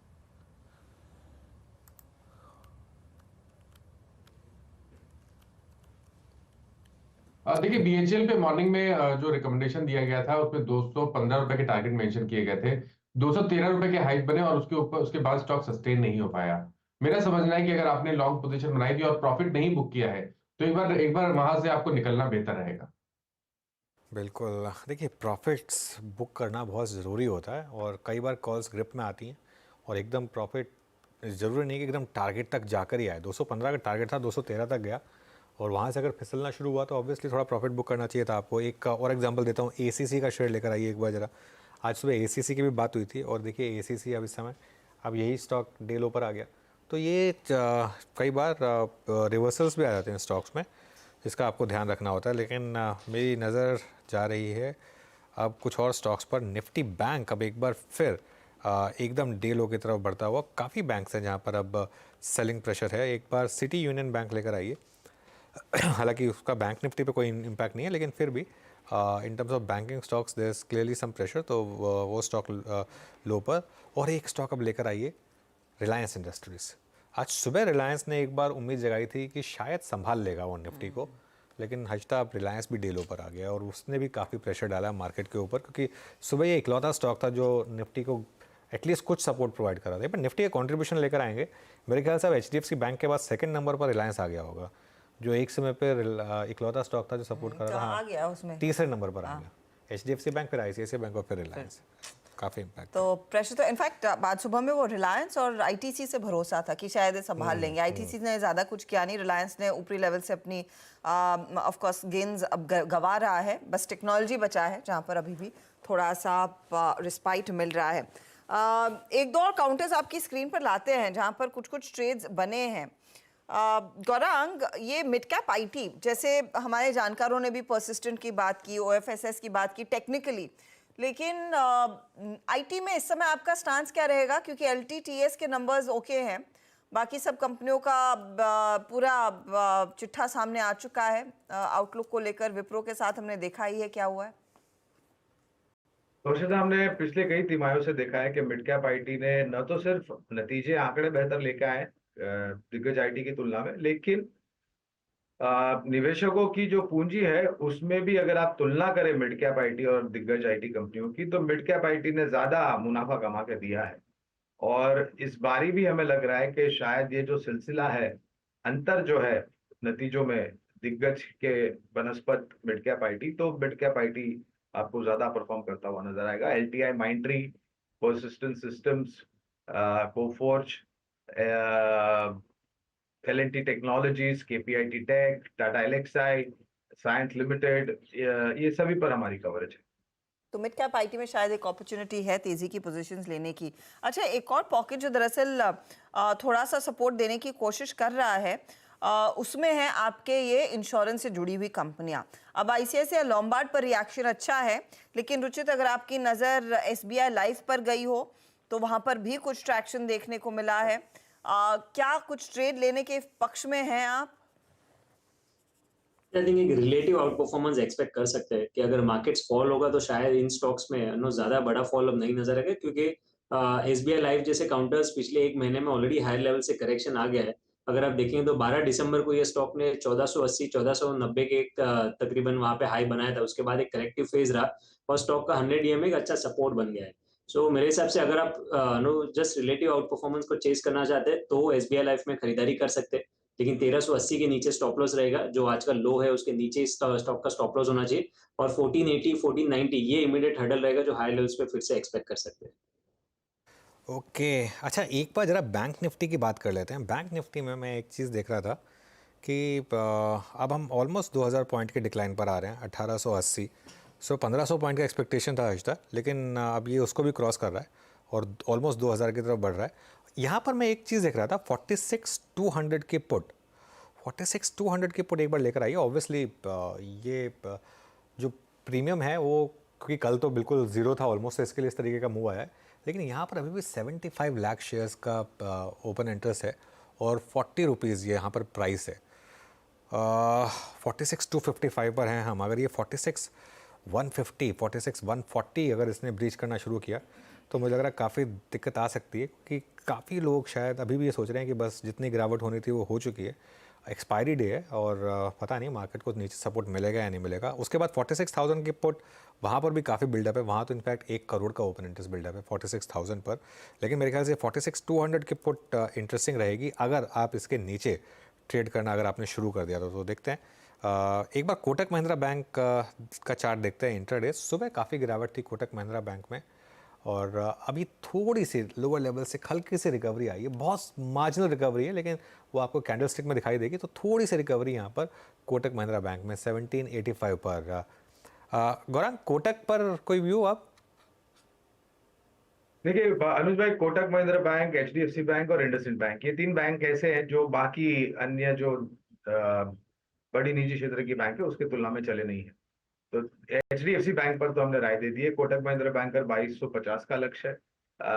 इंडसइंड बैंक जो है मेरे ख्याल से, मैं उम्मीद करता हूँ नतीजे उम्मीद से थोड़े बहुत बेहतर आएंगे और यहाँ पर भी करीबन 2000 के आसपास के लक्ष्य है इंडसइंड बैंक पर। इंडसइंड बैंक 1642 इस बीच HDFC bank further low create करता हुआ। निफ्टी बैंक 46,228 डेलों पर। एक बार आप लेके आइएगा, मतलब स्ट्रॉन्ग स्ट्रक्चर्स की श्रेणी में ल्यूपिन को देखते हैं 1401। थोड़ा बहुत एज है इस स्टॉक का और मैं आई थिंक इस सिर्फ चार्ट पे बात कर रहा हूँ और कुछ नहीं। प्रकाश सर, आपका टेक इस वक्त क्या? इनफैक्ट राजेश जी आप बताइएगा, ये ल्यूपिन में स्लाइटली कोई आउट ऑफ मनी कॉल, क्योंकि एक फ्लैग विजिबल है, हालांकि रुचित की कॉल इस पे है, बट क्या ये जरा प्लीज डायरेक्टर साहब इस पर 1410 की जो कॉल है इसकी स्क्रीन पर रखेंगे क्या? एक बार की जो 1410 की कॉल ग्रिप कर सकते हैं क्या? बैंक्स में पेन है, आईटी और फार्मा में कुछ स्टॉक्स चलते हुए, ल्यूपिन डे हाई की डायरेक्टरी में अभी भी ट्रेड करता हुआ। 1410 की कॉल पे व्यू राजेश जी आपका? वीरेंद्र जी देखिए, मुझे लगता है 14 देखिए वीरेंद्र जी 1410 का जो कॉल है फिलहाल 22 रुपए के आसपास चल रहा है। अगर आप चार्ट भी देखें तो यहाँ पे ऑप्शंस का चार्ट, तो मुझे लगता है 14 के आसपास का ही सपोर्ट है, तो वही सपोर्ट से ये रिकवरी है। अगर आप लुपिन का चार्ट वैसे देखें तो मेरे हिसाब से ये एक अच्छे लेवल पे खड़ा है, इसमें कोई ऐसा डिटोरेशन नहीं है, छोटा मोटा लिक्विडेशन जो हमने देखा वो, तो मेरे हिसाब से 1400 के ऊपर का अगर हम व्यू लेते हैं तो कहां तक जाएगा? मेरे हिसाब से 1440 1450 का टारगेट लुपिन में है, पेंडिंग है। तो यहाँ पे देखिए ये 1410 का कॉल जो 20-22 रुपए के आसपास इस रेंज में आपको मिलेगा, इसे आप बाय कर सकते हैं 15 के स्टॉप लॉस के साथ। सामने जो टारगेट है वो सेट करें आप करीबन 36 टू 40, तो 36 टू 40 के टारगेट के लिए लुपिन का 1410 का कॉल बाय हो सकता है। ओके, चलिए अब आपको 4 का चौका का सीक्वेंस बताते हैं। सबसे पहले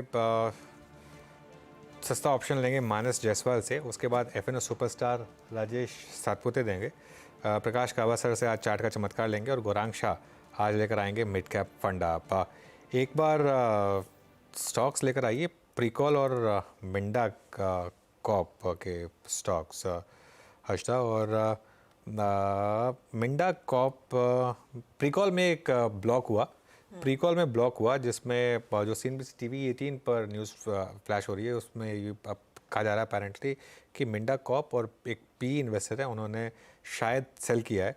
और 1 साल पहले मिंडा कॉप ने एक कोशिश की थी उस समय प्रीकॉल के शेयर्स को बाय करने की 209 रुपये पर शेयर पर ओपन मार्केट से।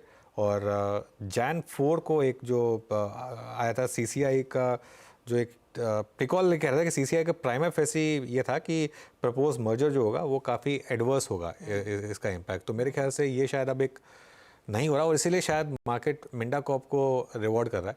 दोनों के शेयर चल रहे हैं लेकिन मिंडा कॉप ज़्यादा चल रहा है क्योंकि शायद मिंडा कॉप ने जो इन्वेस्टमेंट करी हुई थी अब वो फ्री अप हो जाएंगी।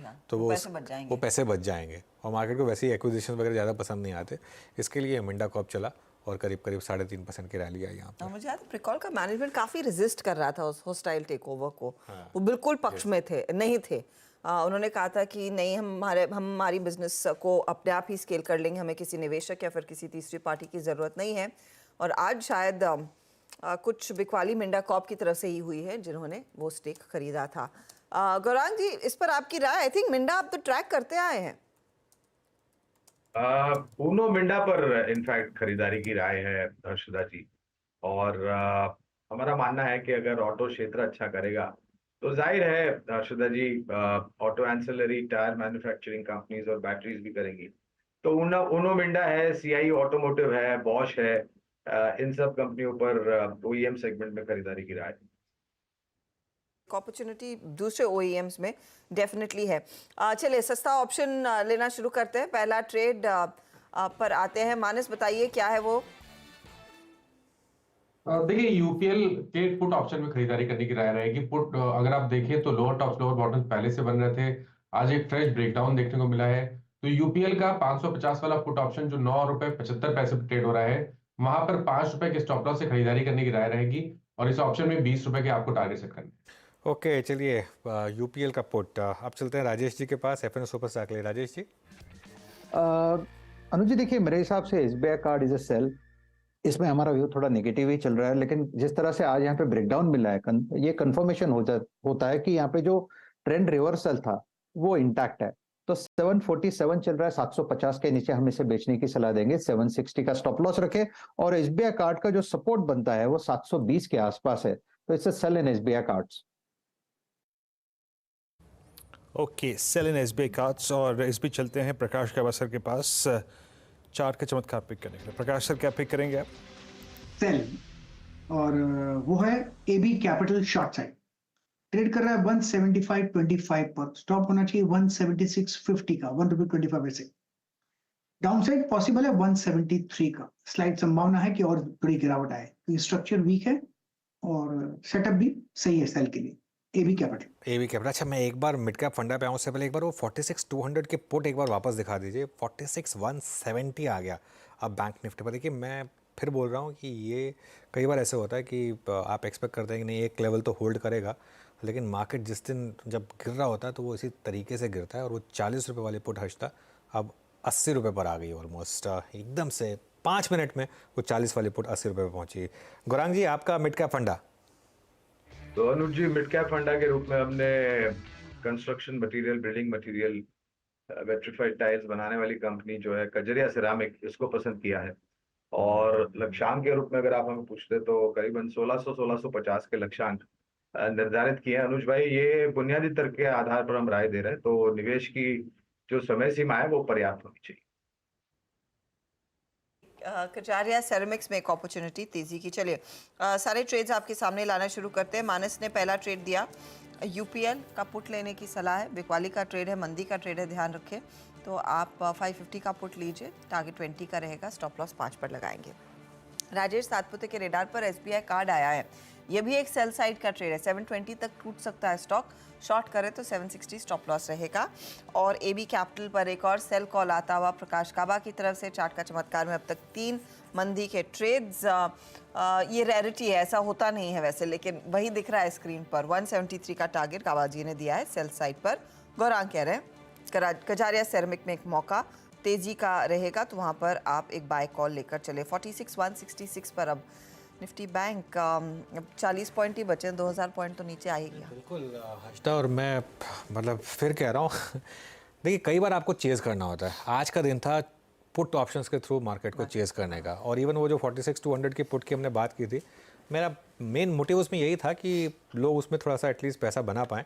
और अब क्या है ना कि हल्की सी भी रैली आए ना, मुझे लग रहा है एक फाइनल मूव बाकी है 3 PM का, क्योंकि मार्केट जिस तरीके से डाउन साइड दिखा रहा है, ये आज अगर 46,000 भी ब्रीच कर दे तो मुझे हैरानी नहीं होगी।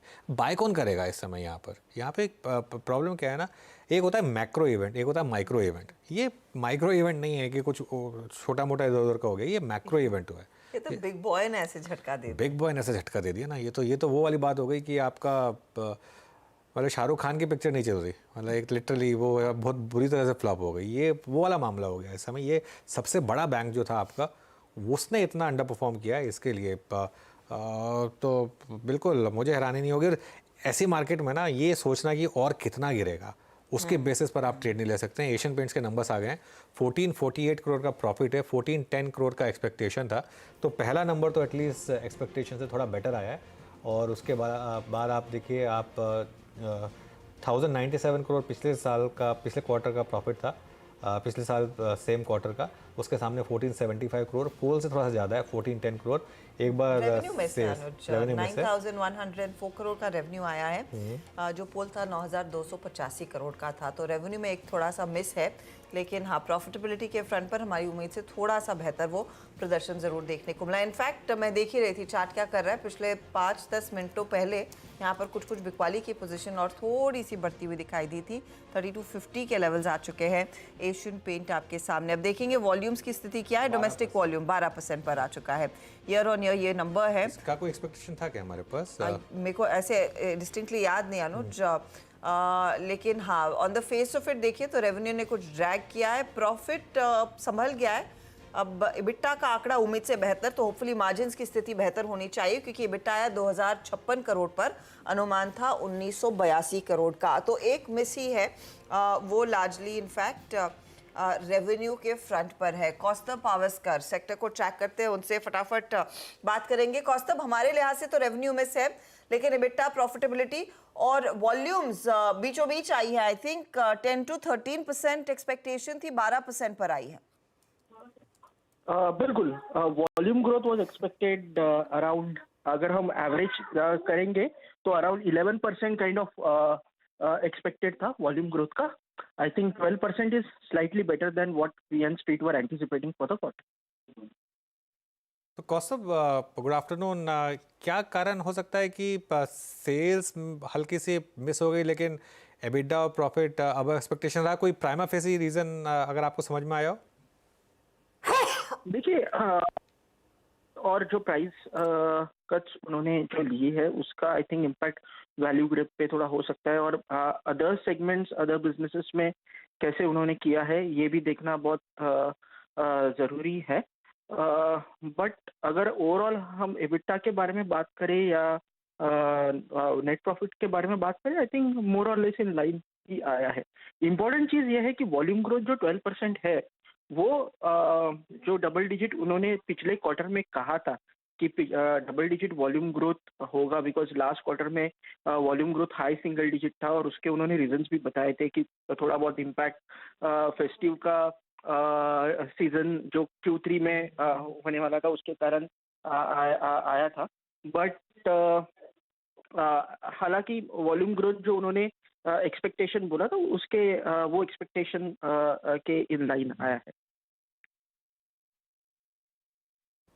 Not exactly on Asian Paints, but in comparison with the Pidilite, आप ज़्यादा रीजनेबल पॉइंट पे प्राइस्ड किसको मानते हैं, एशियन पेंट्स और Pidilite? सी वैल्यूएशन अगर हम देखेंगे तो दोनों के वैल्यूएशन प्रीमियम वैल्यूएशंस पे ट्रेड कर रहे हैं।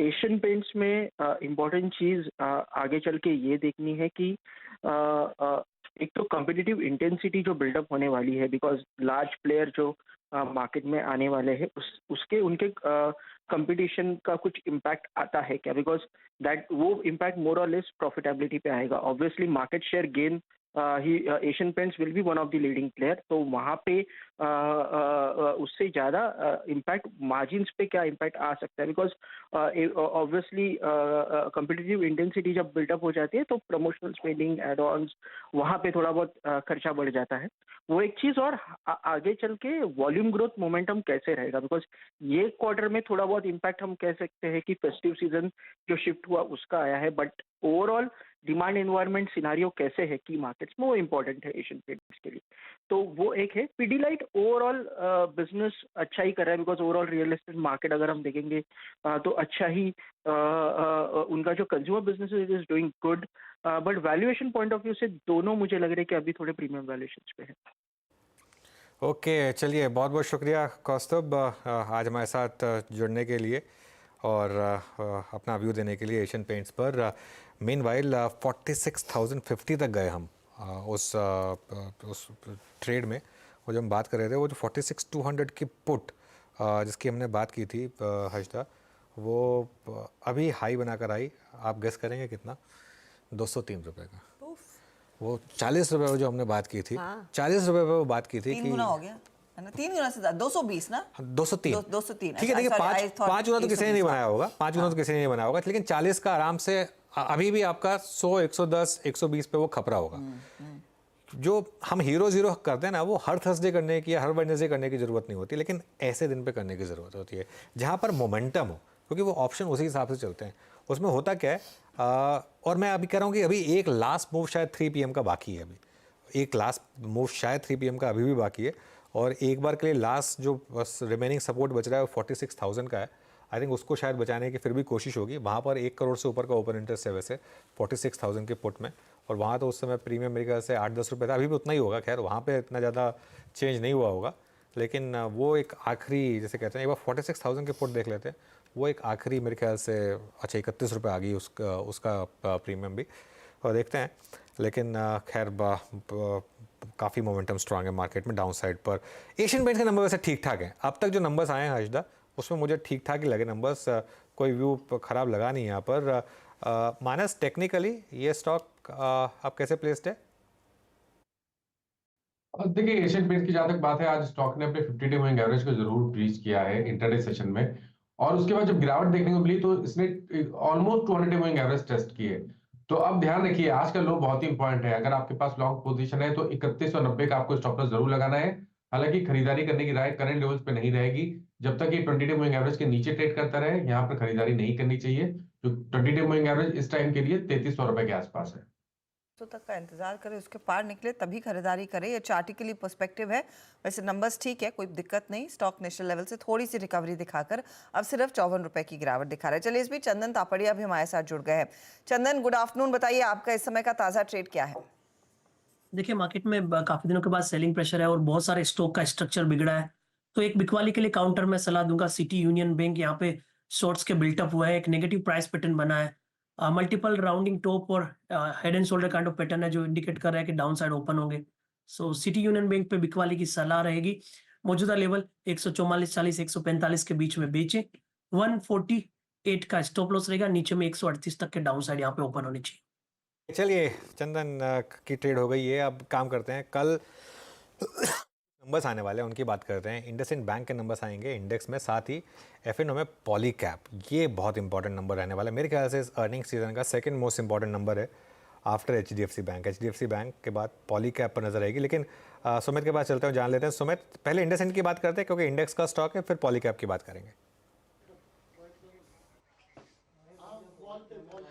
देखिए, इंडसइंड की बात करना आज ज़्यादा रिलेवेंट है कि ऑलरेडी बहुत चीज़ें डिस्काउंट कर दी होंगी आज ही की इस फॉल में। HDFC बैंक के नंबर से पेसिमिज्म स्ट्रीट पे आ गया, जो कुछ दिन पहले HDFC लाइफ के नंबर के बाद आया था। अब केस टू केस बेसिस पे रिएक्शन आते हुए दिखाई पड़ेंगे।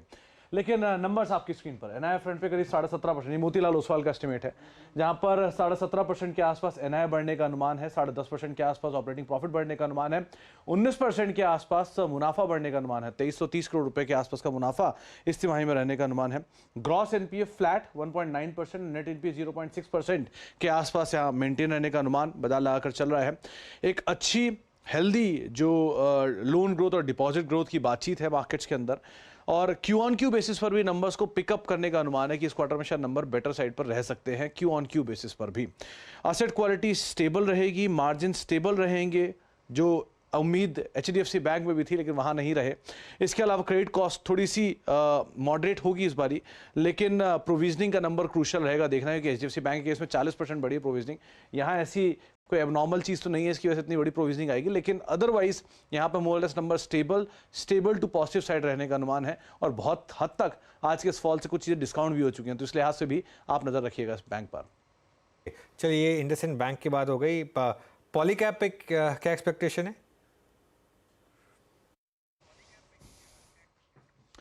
देखिए, पॉलीकैप के केस में क्रूशियल है ये भी, क्योंकि बैन में तो चल ही रहा है स्टॉक, और दूसरा हाल फिलहाल में एक अच्छी तेजी भी ये स्टॉक दिखा चुका है लोअर लेवल से।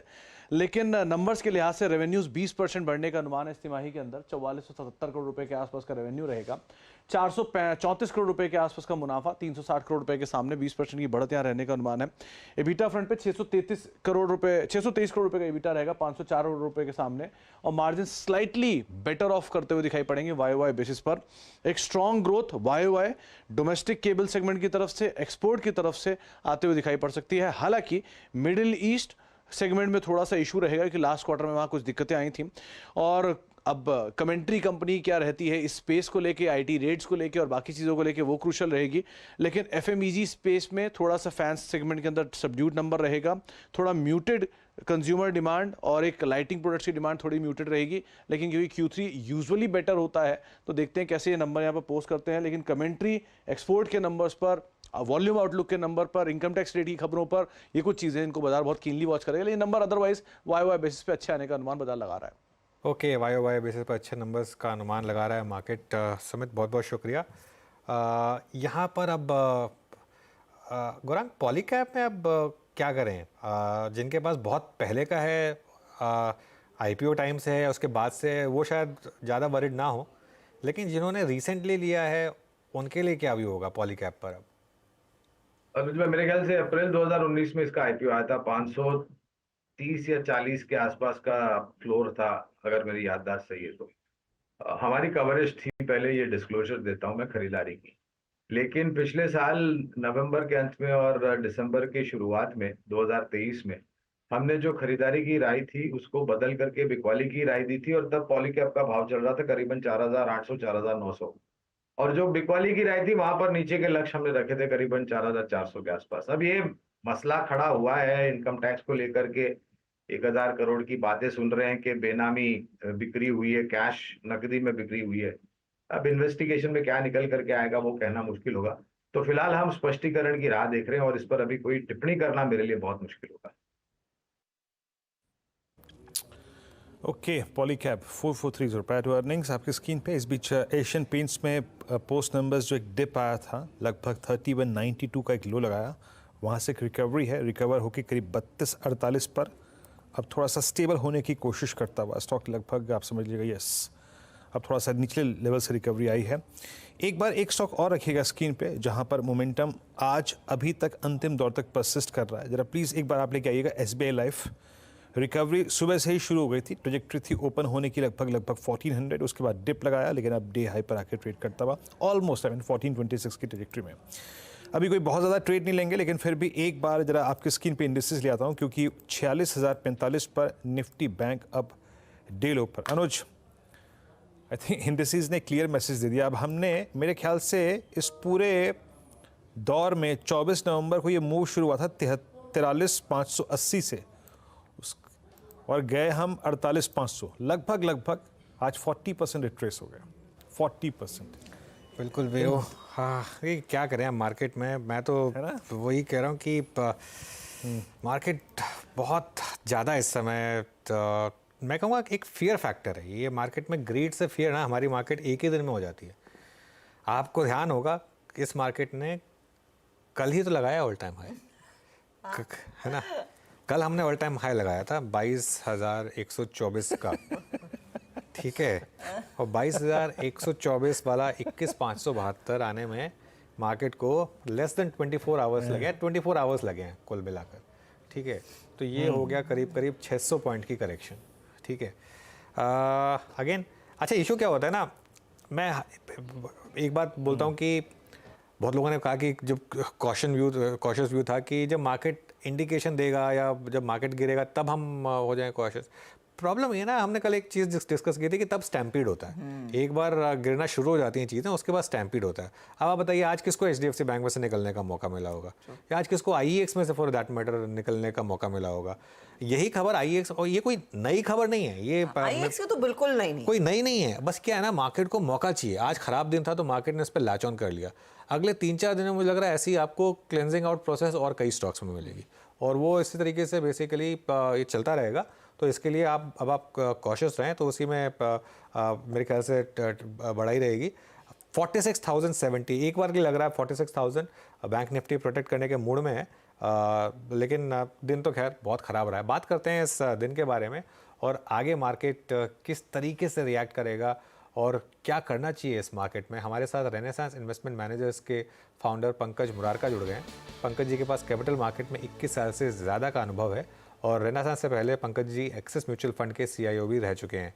Pankaj ji, good afternoon. आज का टॉकिंग पॉइंट तो ऑब्वियसली HDFC बैंक।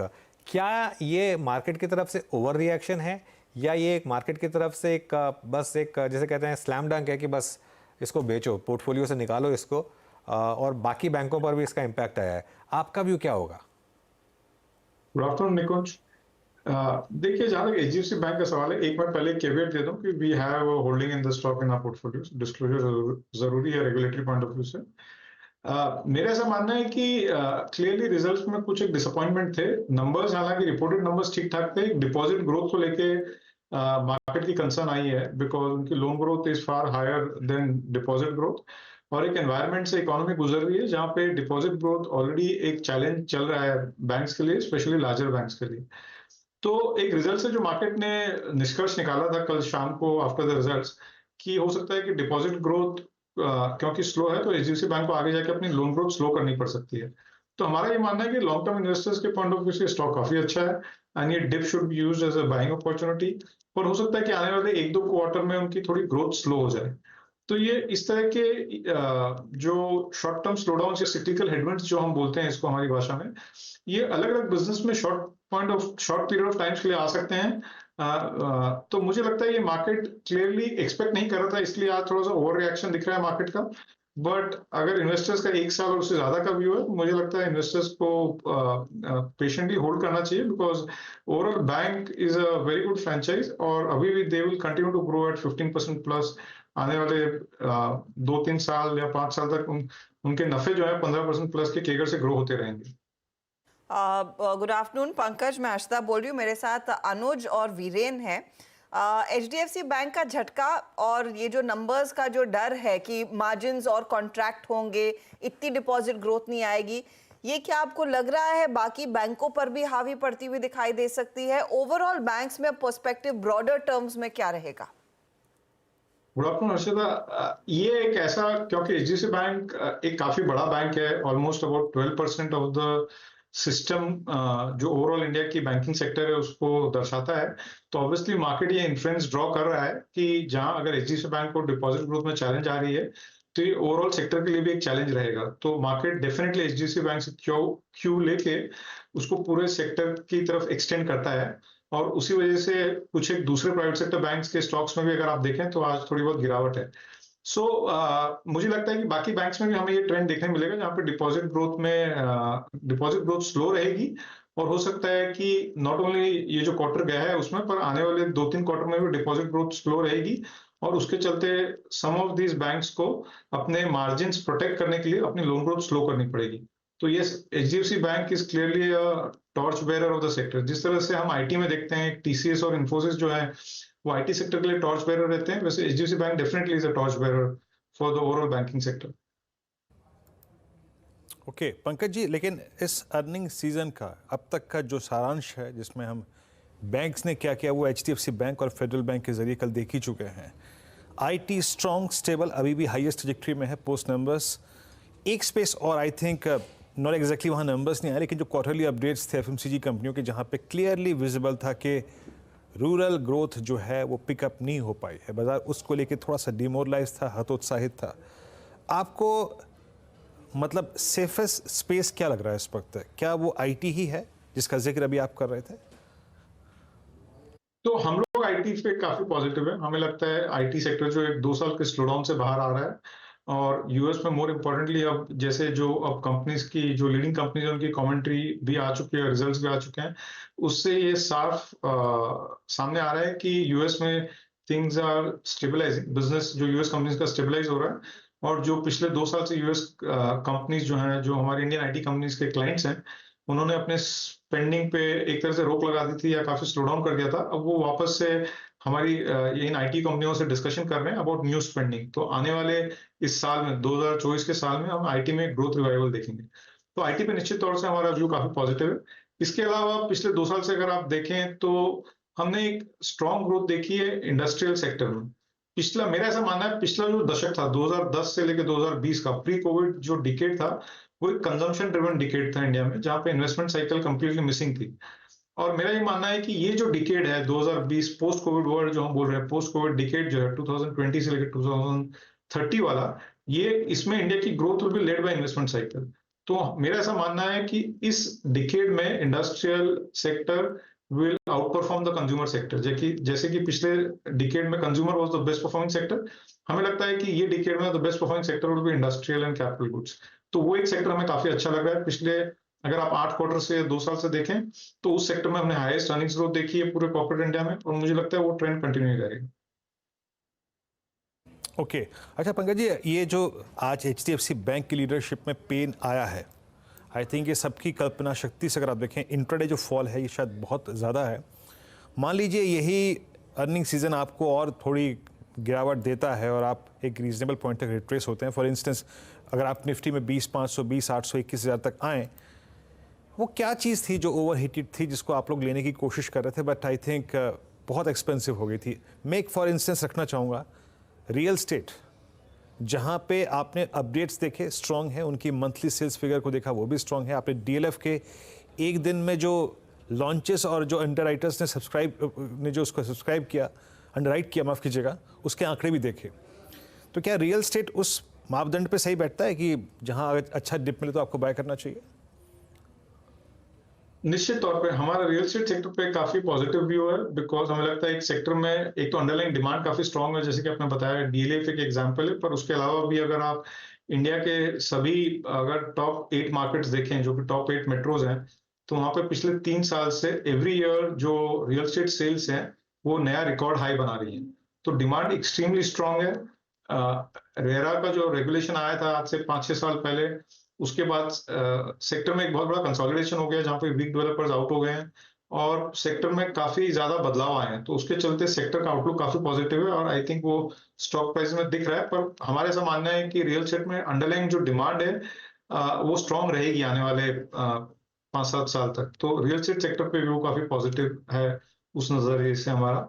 और उसके अलावा हमारा फार्मा सेक्टर पे भी व्यू काफी पॉजिटिव है। हमें लग रहा है एक सेक्टर एक डीप करेक्शन से बाहर आ रहा है पिछले 2 साल के, और अब इस साल से सेक्टर ने ऑलरेडी पॉजिटिव अर्निंग्स ग्रोथ दिखाना शुरू कर दिया है। यूएस में जो प्राइसिंग रिलेटेड कंसर्न्स थे वो मॉडरेट हो गए हैं, तो फार्मा के भी हम एक्सपेक्ट कर रहे हैं कि नतीजे काफी अच्छे आएंगे इस क्वार्टर में।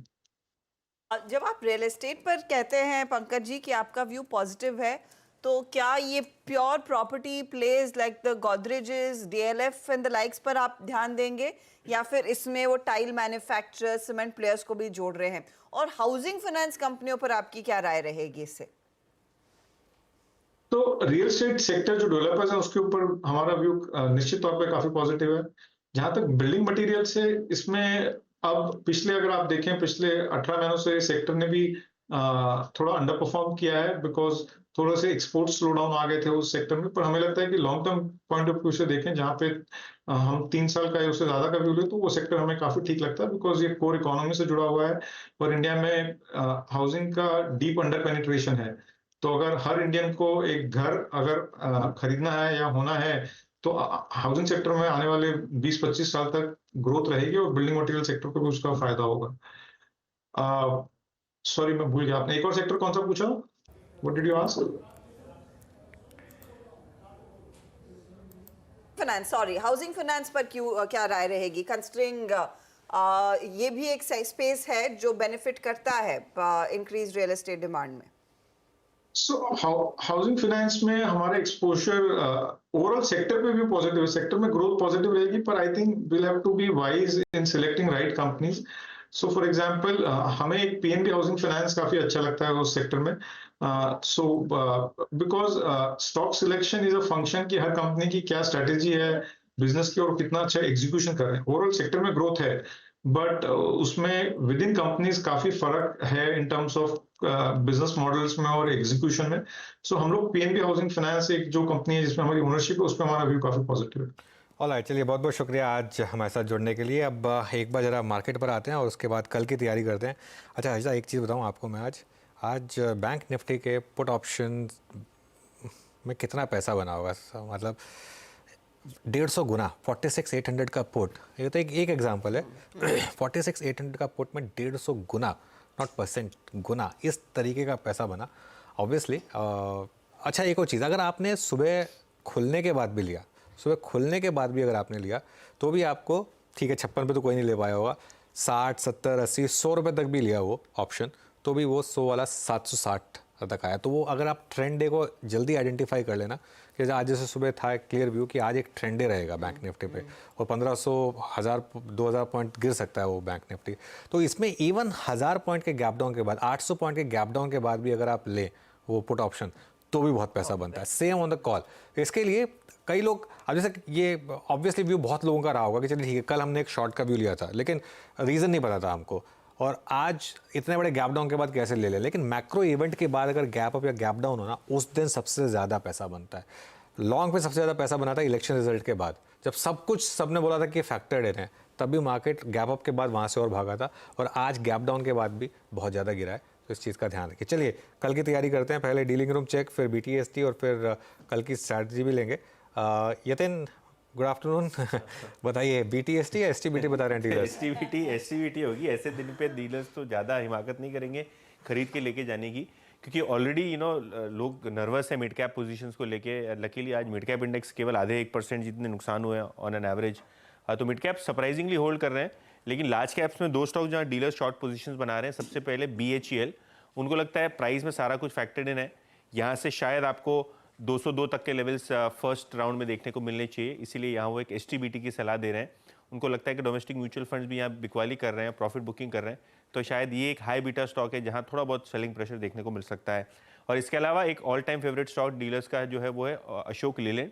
यहाँ भी अगर आप देखें तो स्टॉक बिल्कुल ही F&O बैन में था, लेकिन यहाँ डीलर्स को लगता है कि फर्दर डाउनसाइड हो सकती है, तो शायद वो इंटरडे में भी आज शॉर्ट कर रहे हैं और शायद वो कल भी बोल रहे हैं कि शायद इंटरडे में शॉर्ट आप कर सकते हैं, क्योंकि FIS की बिकवाली कंटिन्यूसली जारी है। F&O में होने के कारण आप शॉर्ट्स तो कैरी नहीं कर पाएंगे, लेकिन यहाँ भी थोड़ी बहुत सेल फ्लोज की इंडिकेशन डीलर्स दे रहे हैं और लोअर साइड पे शायद 10 से 15 रुपए स्टॉक फिसल सकता है। बिल्कुल, ये बैन में है, तो जैसा यतिन ने कहा कि आप कैरी नहीं कर पाएंगे, लेकिन डीलर्स मान रहे हैं कि इवन इंटरडे में भी सेल करें और कल भी शायद आपको सेल का ही यहाँ पर मौका मिलेगा। और BHEL ने तो एक क्लासिकल रिवर्सल दिखाया आज एक इनिशियल फर्स्ट आवर की रैली के बाद। यतिन बहुत बहुत शुक्रिया। BTST STBT कॉल लेना शुरू करते हैं। गाबा सर बताइए आपकी ट्रेड। STBT और स्टॉक का नाम है अडानी पोर्ट्स। सेटअप के हिसाब से वीकनेस है, ट्रेड करा है 1168, स्टॉप होगा 1180 का, 12 रुपए का। डाउन साइड 1150 टू 1140, ये एक जोन है, वहां तक स्लाइड होने की संभावना है। Adani ports short. Okay, Adani ports STBT। चंदन आप क्या कैरी करेंगे? बिल्कुल भैया, यहाँ पे रामको सीमेंट पे बिकवाली की सलाह दूंगा। एक नेगेटिव प्राइस पैटर्न यहाँ पे बना हुआ है, तो रामको सीमेंट पे बिकवाली की सलाह रहेगी। 970 का स्टॉप लॉस है, नीचे में 920 तक के टारगेट यहाँ पे ओपन हो रहे हैं। ओके, राजेश सतपुते जी आप क्या कैरी करेंगे? वीरेंद्र जी देखिए, मैं बाटा को सेल करूंगा। 1550 के आसपास का जो सपोर्ट था वो टूटा है, तो सेल करेंगे 1560 के स्टॉप लॉस के साथ। और जो सपोर्ट है बाटा का वो है करीबन 1520 के आसपास, तो 1520 के टारगेट के लिए सेल बाटा। ओके, बाटा सेल। रुचित आपका ट्रेड? बैंकिंग स्पेस में से आई थिंक PSU बैंक्स में बैंक ऑफ बड़ौदा में बिकवाली की सलाह रहेगी। सो आइडियली यहाँ पे हल्के से शॉर्ट फॉर्मेशन हुए और लोअर टॉप का formation no short time frame charts पे बना है। सो यहाँ पे हमें लग रहा है कि कल के सेशन में थोड़ा नो अनवाइंडिंग हो सकता है और 231 के स्टॉप लॉस से यहाँ पे सेटिंग करके जाए। 220 और 218 ये रेंज में टारगेट्स कल एक्सपेक्ट करें। ओके, आज अभी तक सारी STBT कॉल्स हैं। मानस आप क्या कैरी कर रहे हैं? देखिए, हिंडाल्को में बिकवाली करने का ट्रेड लेंगे, क्योंकि हिंडाल्को में कंसोलिडेशन के बाद एक फ्रेश ब्रेकडाउन देखने को मिला है। आई थिंक इसके फ्यूचर में आप बिकवाली कर सकते हैं। स्टॉप लॉस आपके 566 के रहेंगे और आपके जो टारगेट रहेंगे वो 550 रुपए के आसपास के रहेंगे, तो हिंडाल्को के फ्यूचर में बिकवाली करने की सलाह। ओके, तो इंडेक्सेस पे अब आते हैं। यहाँ पे कॉल्स पूरी हो गई। अनुज, मार्केट से डे लो, अब मोर और लेस इसको 21,550 की ट्रैजेक्टरी मान के चलते हैं और बैंक निफ्टी को 46,000। अप्रोच क्या रहेगी इंडेक्सेस पे?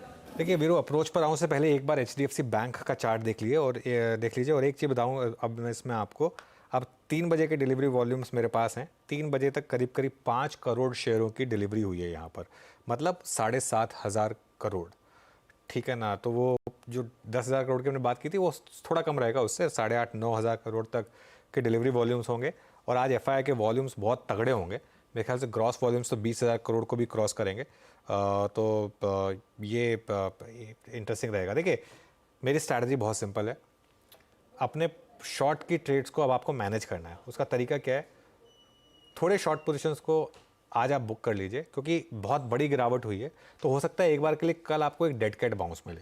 ठीक है ना, लेकिन मार्केट का टेक्सचर ख़राब है, इसके लिए आधे शॉर्ट्स बुक कर लें, आधे कैरी करें, और कल आपको मार्केट फिर मौका देगा। कल विद इन फर्स्ट 15-20 मिनट्स अगर मार्केट ने हल्की सी भी आपको रिकवरी दिखाई, वहाँ पर आपको एक अपॉर्चुनिटी मिलेगी फिर से शॉर्ट करने की इस मार्केट में। और अब मार्केट एक करेक्शन के लिए तैयार है, साइजेबल करेक्शन के लिए तैयार है मार्केट। ये निफ्टी अब मुझे लग रहा है कि आपको 21,000 तक तो जाएगा, और पॉसिबल है इवन 20,500 भी एक बार आपको दिखा दे। और बैंक निफ्टी की जहाँ तक बात है, बिल्कुल जल्दबाजी मत करिए इसको बाय करने की। यहाँ पर एक बड़ी करेक्शन की शुरुआत हुई है एक मैक्रो इवेंट के साथ। I mean HDFC bank almost circuit पे आ गया था, सोचिए कभी हुआ ऐसा कोविड के बाद। तो 46,000 को बेयरली प्रोटेक्ट करके बैंक निफ्टी जा रहा है, बिल्कुल ना सोचें। और एक चीज़ मुझे अभी भी लग रहा है कि मिड कैप्स में ना लोग अभी भी ब्रेवाडो में हैं, और ये ब्रेवाडो मुझे लग रहा है कल या परसों निकल कर आएगा। मुझे लग रहा है कल या परसों मिड कैप्स की एक अच्छी सुनाई होगी, अच्छी खासी, तो वहाँ पर भी थोड़ा कैश में आए। देखिए कैश रखें अपने पास, क्योंकि तब जब मार्केट आपको अपॉर्चुनिटी देगा ना अगली वाली, तो कैश होना चाहिए उस समय आपके पास। कैश ही नहीं होगा तो करेंगे क्या। तो इसके लिए बिल्कुल ये मार्केट अब जो है नियर टर्म के लिए एटलीस्ट सेल ऑन रैली का है मेरू। बिल्कुल सेल ऑन रैलीज और डे लो के आसपास हम क्लोज होते हुए एक बार मार्केट ब्रेथ लेके आइएगा, और मार्केट ब्रेथ क्या कह रही है, और आप निष्कर्ष निकाल ही सकते हैं आपकी स्क्रीन पे जो प्राइसेस को देखने के बाद कि बहुत ही ख़राब रहा होगा। लॉन्ग्स मेरे ख्याल से होंगे नहीं, इट्स हार्डली 22, और शॉर्ट कवरिंग करीब 17 में 92 शॉर्ट कंप्लीट ग्रिप थे शॉर्ट की, और लॉन्ग अनवाइंडिंग प्रॉफिट्स को कैश में कन्वर्ट करने की टेंडेंसी जो है वो करीब 55 में थी। मतलब लॉन्ग्स को अनवाइंड किया। ICICI Lombard post numbers, Oracle financials में आज काफ़ी अच्छे खासे लॉन्ग बिल्डअप हुए। IT में, पॉलीकैब में कल के लॉन्ग के बाद आज भी लॉन्ग विजिबल है, that's interesting. Birla soft mid cap IT में, L&T technology services, HCL technologies, metropolis में एक डेंट पड़ा था, एक ब्रेकडाउन था, वहाँ से इसमें एक शॉर्ट कवर हुए। Same is the case with SBI life. Short buildup IEX, HDFC bank. आज की आई थिंक जो सबसे बड़ी दो स्टोरीज थी, HDFC बैंक, उसके बाद followed by I think IEX। Tata steel में पेन था, निफ्टी बैंक आज शॉर्ट बिल्डअप है। Look at short buildup 4.5%। I mean एक इंडेक्स शुमार है इस वक्त स्टॉक्स में, मतलब स्टॉक्स की लिस्ट में। बाकी लॉन्ग अनवाइंडिंग आज नाल्को में, वोडाफोन आइडिया में, इंडस टावर में, AB फैशन और वेदांता जैसे स्टॉक्स में आज लॉन्ग अनवाइंडिंग देखी गई। हर्षदा। जी हाँ वीरू, कई सारे काउंटर्स जहाँ पर हमने देखा है ऊपरी लेवल से थोड़ा सा एक शेकआउट आता हुआ दिखाई दिया, other than of course IT जो रिजिलियंट रहा है आज दिन भर। अच्छा, एक और स्पेस जो आप मेंशन कर रहे थे मेटल कंपनियों की, राजेश सातपुते, नैल्को, टाटा स्टील, सेल, सब में हमने देखा है पोजीशंस अच्छी खासी अनवाइंड हुई है, कुछ में तो शॉर्ट भी आए हैं। कल के लिए क्या लग रहा है, ये एक्सटेंड होगी क्या बिकवाली?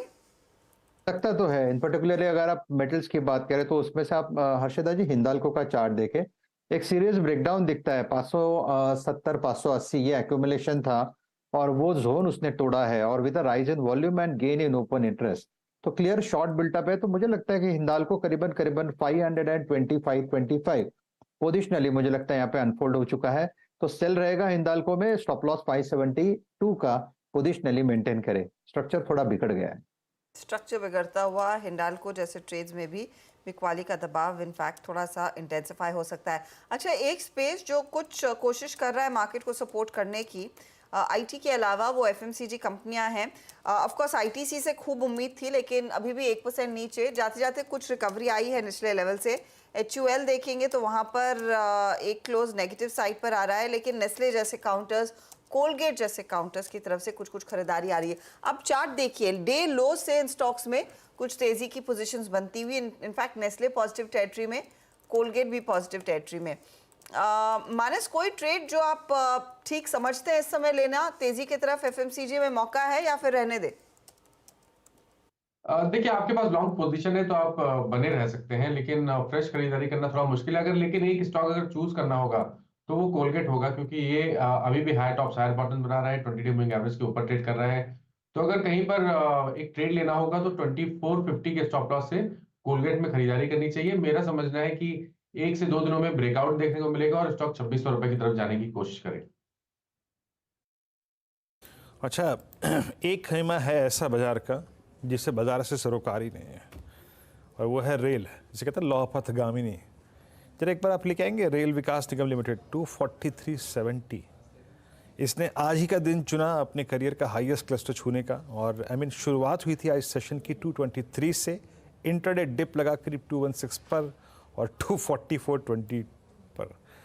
माना साहब कह ही रहे थे कल कि इसको होल्ड करिए अभी। अब इस पे एक टिपिकल फ्लैग का बिहेवियर बड़ा अच्छा होता है। आपको लग रहा है कि इसमें अभी भी कैरी करना चाहिए जिसकी होल्डिंग है, तो सिंस इट्स कैश स्टॉक? तो देखिए, अगर किसी की होल्डिंग है तो सबसे पहला काम करना है स्टॉप लॉस को रिवाइज कर ले, वो बेहतर रहेगा। तो अपने आप ही एग्जिट करने की अपॉर्चुनिटी मिल जाएगी आपको अगर स्टॉप लॉस ट्रिगर होगा, क्योंकि clearly higher top higher bottom बन रहे हैं। तो निकलने की कोशिश ना करें, लेकिन स्टॉप लॉस को बहुत पास रखें। 234 पे स्टॉप लॉस रखें। अगर वो लेवल्स अप ब्रेक हो तो आपको अपनी पोजीशन से निकलना चाहिए। और देखिए इस तरीके के चार्ट ना मुझे थोड़ा डराते हैं, क्योंकि मार्केट जिस तरीके से है, ठीक है, कम मतलब आप स्टॉक में स्ट्रेंथ हो सकती है, लेकिन इतनी बड़ी रैली के बाद ऑन अ वीक डे इस तरीके से जब ऐसे स्टॉक चलते हैं, एज इफ मतलब कोई डर ही नहीं है किसी को। जैसा मानस ने कहा ना, प्लीज़ आप अपने स्टॉप लॉसेस बहुत टाइट रखिए अब ऐसी मार्केट में, और बस कैरी करिए। मतलब आप चाहते हैं कि प्रॉफिट ना भी बुक करूँ, प्लीज़ अपने स्टॉप लॉसेस तो बहुत टाइट रखिए, और इन लेवल्स पर लेने की गलती तो बिल्कुल मत करिए इन स्टॉक्स को। ये क्या है ना, फैंसी स्टॉक्स हैं, किसी दिन अगर गिरना शुरू हुए तो बहुत दिक्कत में आ सकते हैं। लेकिन खैर, हर लेवल पे लोगों ने पैसा बनाया, तो शायद उनको लगता है कि इस लेवल पे भी बनेगा, इसके लिए ले रहे हैं आहिस्ता, कोई दिक्कत नहीं है। इनफैक्ट मैं वो दीपक शनॉय का ट्वीट पढ़ रही थी, उन्होंने कहा on a day like this, जब आपके पास आप खुश नसीब हैं अगर आपके पोर्टफोलियो में RVNL है और HDFC बैंक नहीं, लेकिन उन्होंने मजाक के तौर पर ही कहा था। लेकिन वाकई में वो स्टॉक देखिए, वो कहाँ 9% चढ़ रहा है। RVNL और HDFC बैंक का हाल हमने देखा है। लेकिन अनुज, कुल मिलाकर जिस बात का डर था वही हुआ, वीकनेस आई, और वीकनेस एक ही स्टॉक की बदौलत पूरे मार्केट में बढ़ती हुई दिखाई दी। अब 466 अंकों की गिरावट, 21,600 के नीचे निफ्टी क्लोज दिखाएगा। Nifty bank 46,000। बिल्कुल नहीं हजदा, मैं फिर कह रहा हूँ, मुझे देखिए बैंक निफ्टी में हो गया 4% का इम्पैक्ट आ गया, HDFC बैंक की वजह से आया है, ठीक है। अच्छा, मैं ये सोच रहा हूँ कि अगर HDFC बैंक इतने गंदे नंबर्स पेश कर रहा है इस एनवायरनमेंट में, तो क्या बाकी के बैंक्स वाकई में बहुत अच्छा नंबर्स ला सकते हैं क्या, जो मार्केट मान के बैठा है कुछ बैंकों के? अगर आप प्राइस देखें तो मेरे ख्याल से यहाँ थोड़ा टाइम है, आप थोड़ा सा कॉशियस हो जाएं। और मैं फिर से कह रहा हूँ, ये आज जो मिड कैप इंडेक्स ने थोड़ा सा ब्रेवाडो दिखाया है, अब हो सकता है वो पिछली बार की तरह इस बार भी शैलो करेक्शन हो और मिड कैप पे कुछ इम्पैक्ट पड़े ही ना, और मार्केट आगे निकल जाए और वाकई में RVNL जैसे स्टॉक्स फिर सबकी मौकरी बना दें।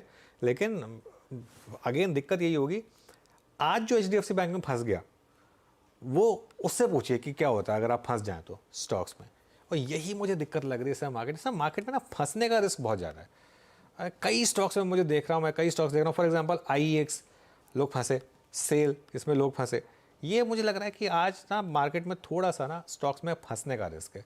और मैं तो हमेशा, खैर मैं ओल्ड स्कूल से हूँ, मैं तो हमेशा इस चीज़ में बिलीव करता हूँ कि नंबर 1 कैपिटल प्रिजर्वेशन, उसके बाद नंबर 2 पे प्रॉफिट को मैं हमेशा बाद में देखता हूँ। मेरी पहली जो पॉलिसी होती है ना, वो ये होती है कि लोगों का कैपिटल प्रोटेक्ट होना चाहिए। इसके लिए मैं खैर बहुत ज़्यादा छोटे स्टॉक्स में, बहुत ज़्यादा अननोन स्टॉक्स में ना तो मैं ज़्यादा बात करता हूँ। बड़े स्टॉक्स में मुझे बहुत टाइम के बाद थोड़ा सा डर लग रहा है, थोड़ा सा नर्वसनेस लग रही है। अब मैं बुलिश होऊंगा मार्केट के ऊपर अगर मार्केट मुझे 2 कंडीशन में, या तो बैंक निफ्टी एक 500,000 पॉइंट की रैली दिखा के टिक जाए उसके बाद, या फिर निफ्टी आपको एक बार 21,800 21,850 क्रॉस करके दिखा दे कि उसके ऊपर टिकने को तैयार है। तब तक मैं, मेरे ख्याल से इस मार्केट में थोड़ा सा नर्वस रहूँगा। मेरी एडवाइस यही रहेगी, हर रैली में निकलने की कोशिश करें, पैसा रेस करने की कोशिश करें, क्योंकि ये जो आज HDFC बैंक के साथ हुआ है, ये आगे कई स्टॉक्स के साथ हो सकता है अगले 2-3 हफ्ते में। डर यही है कि ये सिचुएशन इंटेंसिफाई हो सकती है। बाकी सभी काउंटर्स पे आप थोड़ा सा चौकन्ना रहेंगे। हाल तो काफ़ी बेहाल है, 1539 के आसपास ये जाकर टिक रहा है HDFC बैंक। पूरे 8% इसने आज ही गवा दिए हैं, तो एक तगड़ा नॉक लगा। और उसके बाद ऑफ कोर्स हमने देखा है कोटक, एक्सिस, ICICI बैंक, सब में बिकवाली क्लियरली मैग्नीफाई होती हुई दिखाई दी। रिलायंस की तरफ से उम्मीद थी कि कुछ सहारा देगा, थोड़ा सा आप देखिएगा, कोशिश कर रहा था पॉजिटिव टेरिटरी में आने की, लेकिन पूरा 1% चढ़ना होगा।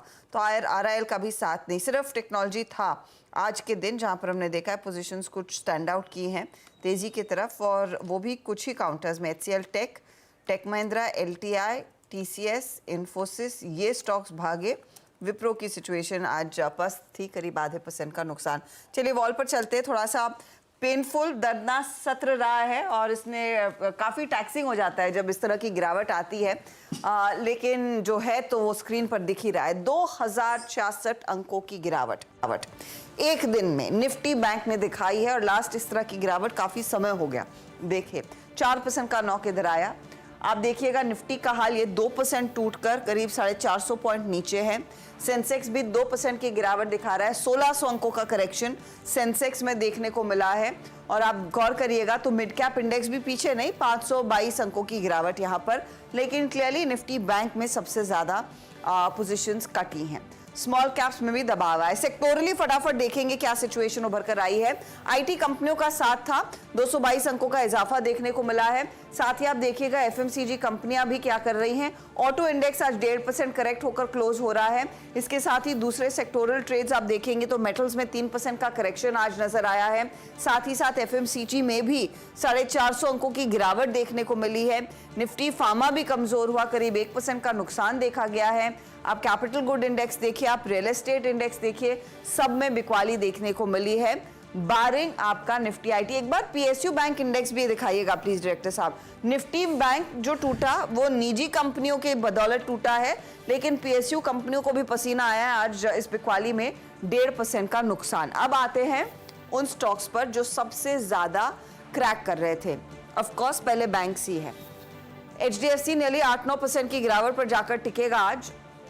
इसको फॉलो किया कोटक ने, फिर आईसीआईसीआई एक्सिस जैसे काउंटर्स। कल इंडसइंड बैंक के नतीजे आएंगे, वो भी स्टॉक आपकी स्क्रीन पर लेकर आते हैं, क्योंकि आज बेसिकली लोगों की जो भी एक्सपेक्टेशंस थी वो पूरी तरह से टोन डाउन हो गई है। एचडीएफसी बैंक के नंबर्स के बाद 1% नीचे ये काउंटर क्लोज कर रहा है। दूसरा पॉकेट जो कमजोर था वो मेटल कंपनियां थी। Tata steel, JSW steel, JSPL, Hindalco, NALCO, ये सारे स्टॉक्स थे जहां पर हमने देखे गहरे कट्स। इनफैक्ट 4% का नुकसान इन स्टॉक्स में देखा गया, बिगिनिंग विद टाटा स्टील, जहां पर क्लियरली वीकनेस बनती हुई दिखाई दी। कुछ स्टॉक्स थे जो चले, उसमें आप ध्यान दीजिएगा। आपका एक तो Infosys, TCS, tech Mahindra, LTI, Mindtree, LTTS नतीजे अच्छे लगे बाजार को, और उसके बाद वो काउंटर डिसेंट परफॉर्मेंस दिखाने में कामयाब। और मिड कैप आईटी में आप परसिस्टेंट देखेंगे, कोफोर्ज देखेंगे, बिरला सॉफ्ट देखेंगे तो वो तेजी वाले ट्रेड्स बनते दिखाई दिए। तो ये एक पॉकेट था जहां पर कुछ खरीदारी आई। इनफैक्ट आज तो इंश्योरेंस कंपनियों का भी साथ मिला है। आईसीआईसीआई लॉम्बार्ड नंबर्स के बाद लगभग 7% इंट्राडे में भागता हुआ दिखाई दिया। एसबीआई लाइफ जैसे स्टॉक्स में हमने देखा, मैक्स फाइनेंशियल जैसे स्टॉक्स में हमने देखा तेजी की पोजीशंस थी। पॉलीकैब नतीजे कल आएंगे, लेकिन उससे पहले आप देखिएगा 4% तेजी की पोजीशन लोग कैरी करके जा रहे हैं। इनफैक्ट अच्छा डे क्लोज पर करीब 2-2.5% तक का इजाफा यहां पर बनता दिखाई दिया है। तो इस तरह के एबरेशंस रहे हैं, लेकिन लार्जली जो स्क्रीन थी वो लाल थी, दबाव में थी, गिरावट में थी। अब लेकर आते हैं आपके लिए हीट मैप, और वहीं पर क्लोज आपको दिखाएंगे कि मार्केट कहां पर जाकर टिक रहा है। देखिए दो पूरी लाइनें भी नहीं हुई हैं। इनफैक्ट 4-5 स्टॉक्स ही हैं जो तेजी में इनफैक्ट क्लोज कर रहे हैं, बाकी पूरी की पूरी स्क्रीन दरअसल नेगेटिव साइड पर। अपोलो हॉस्पिटल जैसे स्टॉक ने कुछ पार्टिसिपेट किया, एलएनटी ने हल्का सा पार्टिसिपेशन दिखाया है, नेस्ले जाते जाते हल्की तेजी में आया। तो ये कुछ स्टॉक्स थे जहां पर कुछ खरीदारी की पोजीशंस लोग शायद कैरी कर रहे हैं, लेकिन कुल मिलाकर आज का दिन बेहद वीक और 21,570-75 के आसपास, 21,600 के नीचे रादर निफ्टी 50 जाकर टिकता हुआ दिखाई देगा। और निफ्टी बैंक भी गहरी कमजोरी में आज रहा है। तो ऑन द बेल ये है फिलहाल आपके लिए सिचुएशन। एक वीक सत्र और एक वीक क्लोज आपको दिखाया है मार्केट ने, और वीकनेस की सबसे बड़ी वजह वो था एचडीएफसी बैंक जो 8-8.5% का करेक्शन दिखाता हुआ नजर आया। सीधा सौदा का अपडेट अब आपकी स्क्रीन पर आ जाएगा। यतिन और आशीष के बीच का ये मुकाबला, रिटर्न्स क्या बने हैं वो देखिएगा। आरवीएनएल, आईसीआईसीआई लॉम्बार्ड, एसजेवीएन और जीआर इंफ्रा तेजी वाले स्टॉक्स पकड़े थे यतिन ने, और आरवीएनएल सबसे ज्यादा चला, वही आशीष ने रखा था। एचडीएफसी बैंक 8% करेक्ट हुआ ये काउंटर। कोची शिपयार्ड तेजी में, ये दूसरा दिन था कोची शिपयार्ड का इनके पोर्टफोलियो में। आईसीआईसीआई बैंक भी वीक, और ऑफ कोर्स पीएनसी इंफ्रा में तेजी देखने को मिली। ओके चलिए, बैंक निफ्टी में बड़ी करेक्शन, और अब हम हाई से जो कल एकदम करीब थे उसके अब 5.5% दूर बैंक निफ्टी पर 46,000 मैनेज किया क्लोज पर। लेकिन काफ़ी ख़राब क्लोज है ये बैंक निफ्टी का। ध्यान रखिए आज बैंक निफ्टी की एक्सपायरी भी थी, उसने भी काफ़ी मूड माहौल बिगाड़ा। लेकिन मैं बैंक निफ्टी का एक चार्ट देख रहा था, एक जो वर्टिकल रैली आई थी नवंबर दिसंबर में, वो शुरू हुई थी करीब 42,200 पर और लेकर गई थी बैंक निफ्टी को करीब 48,000, मतलब 6,000 पॉइंट की रैली आई थी। उसमें से करीब 1/3 हम रिट्रेस कर चुके हैं। क्या और रिट्रेस करेंगे? नेक्स्ट लेवल मेरे ख्याल से अगर यहाँ नहीं टिके तो इवन 44,400 पॉसिबल है। लेकिन कल निफ्टी की एक्सपायरी बीरो, तो कल मिलेंगे आप। बिल्कुल अनुज, मार गई बैंक निफ्टी की एक्सपायरी, कल निफ्टी की ये बारी। ये विशेषांक देखने के लिए हमारे साथ यानी हर्षिता मेरे, अनुज और आशीष के साथ जुड़िएगा सुबह सुबह मॉर्निंग कॉल और उसके बाद 8 बजे मुनाफे की तैयारी में। तब तक के लिए नमस्कार।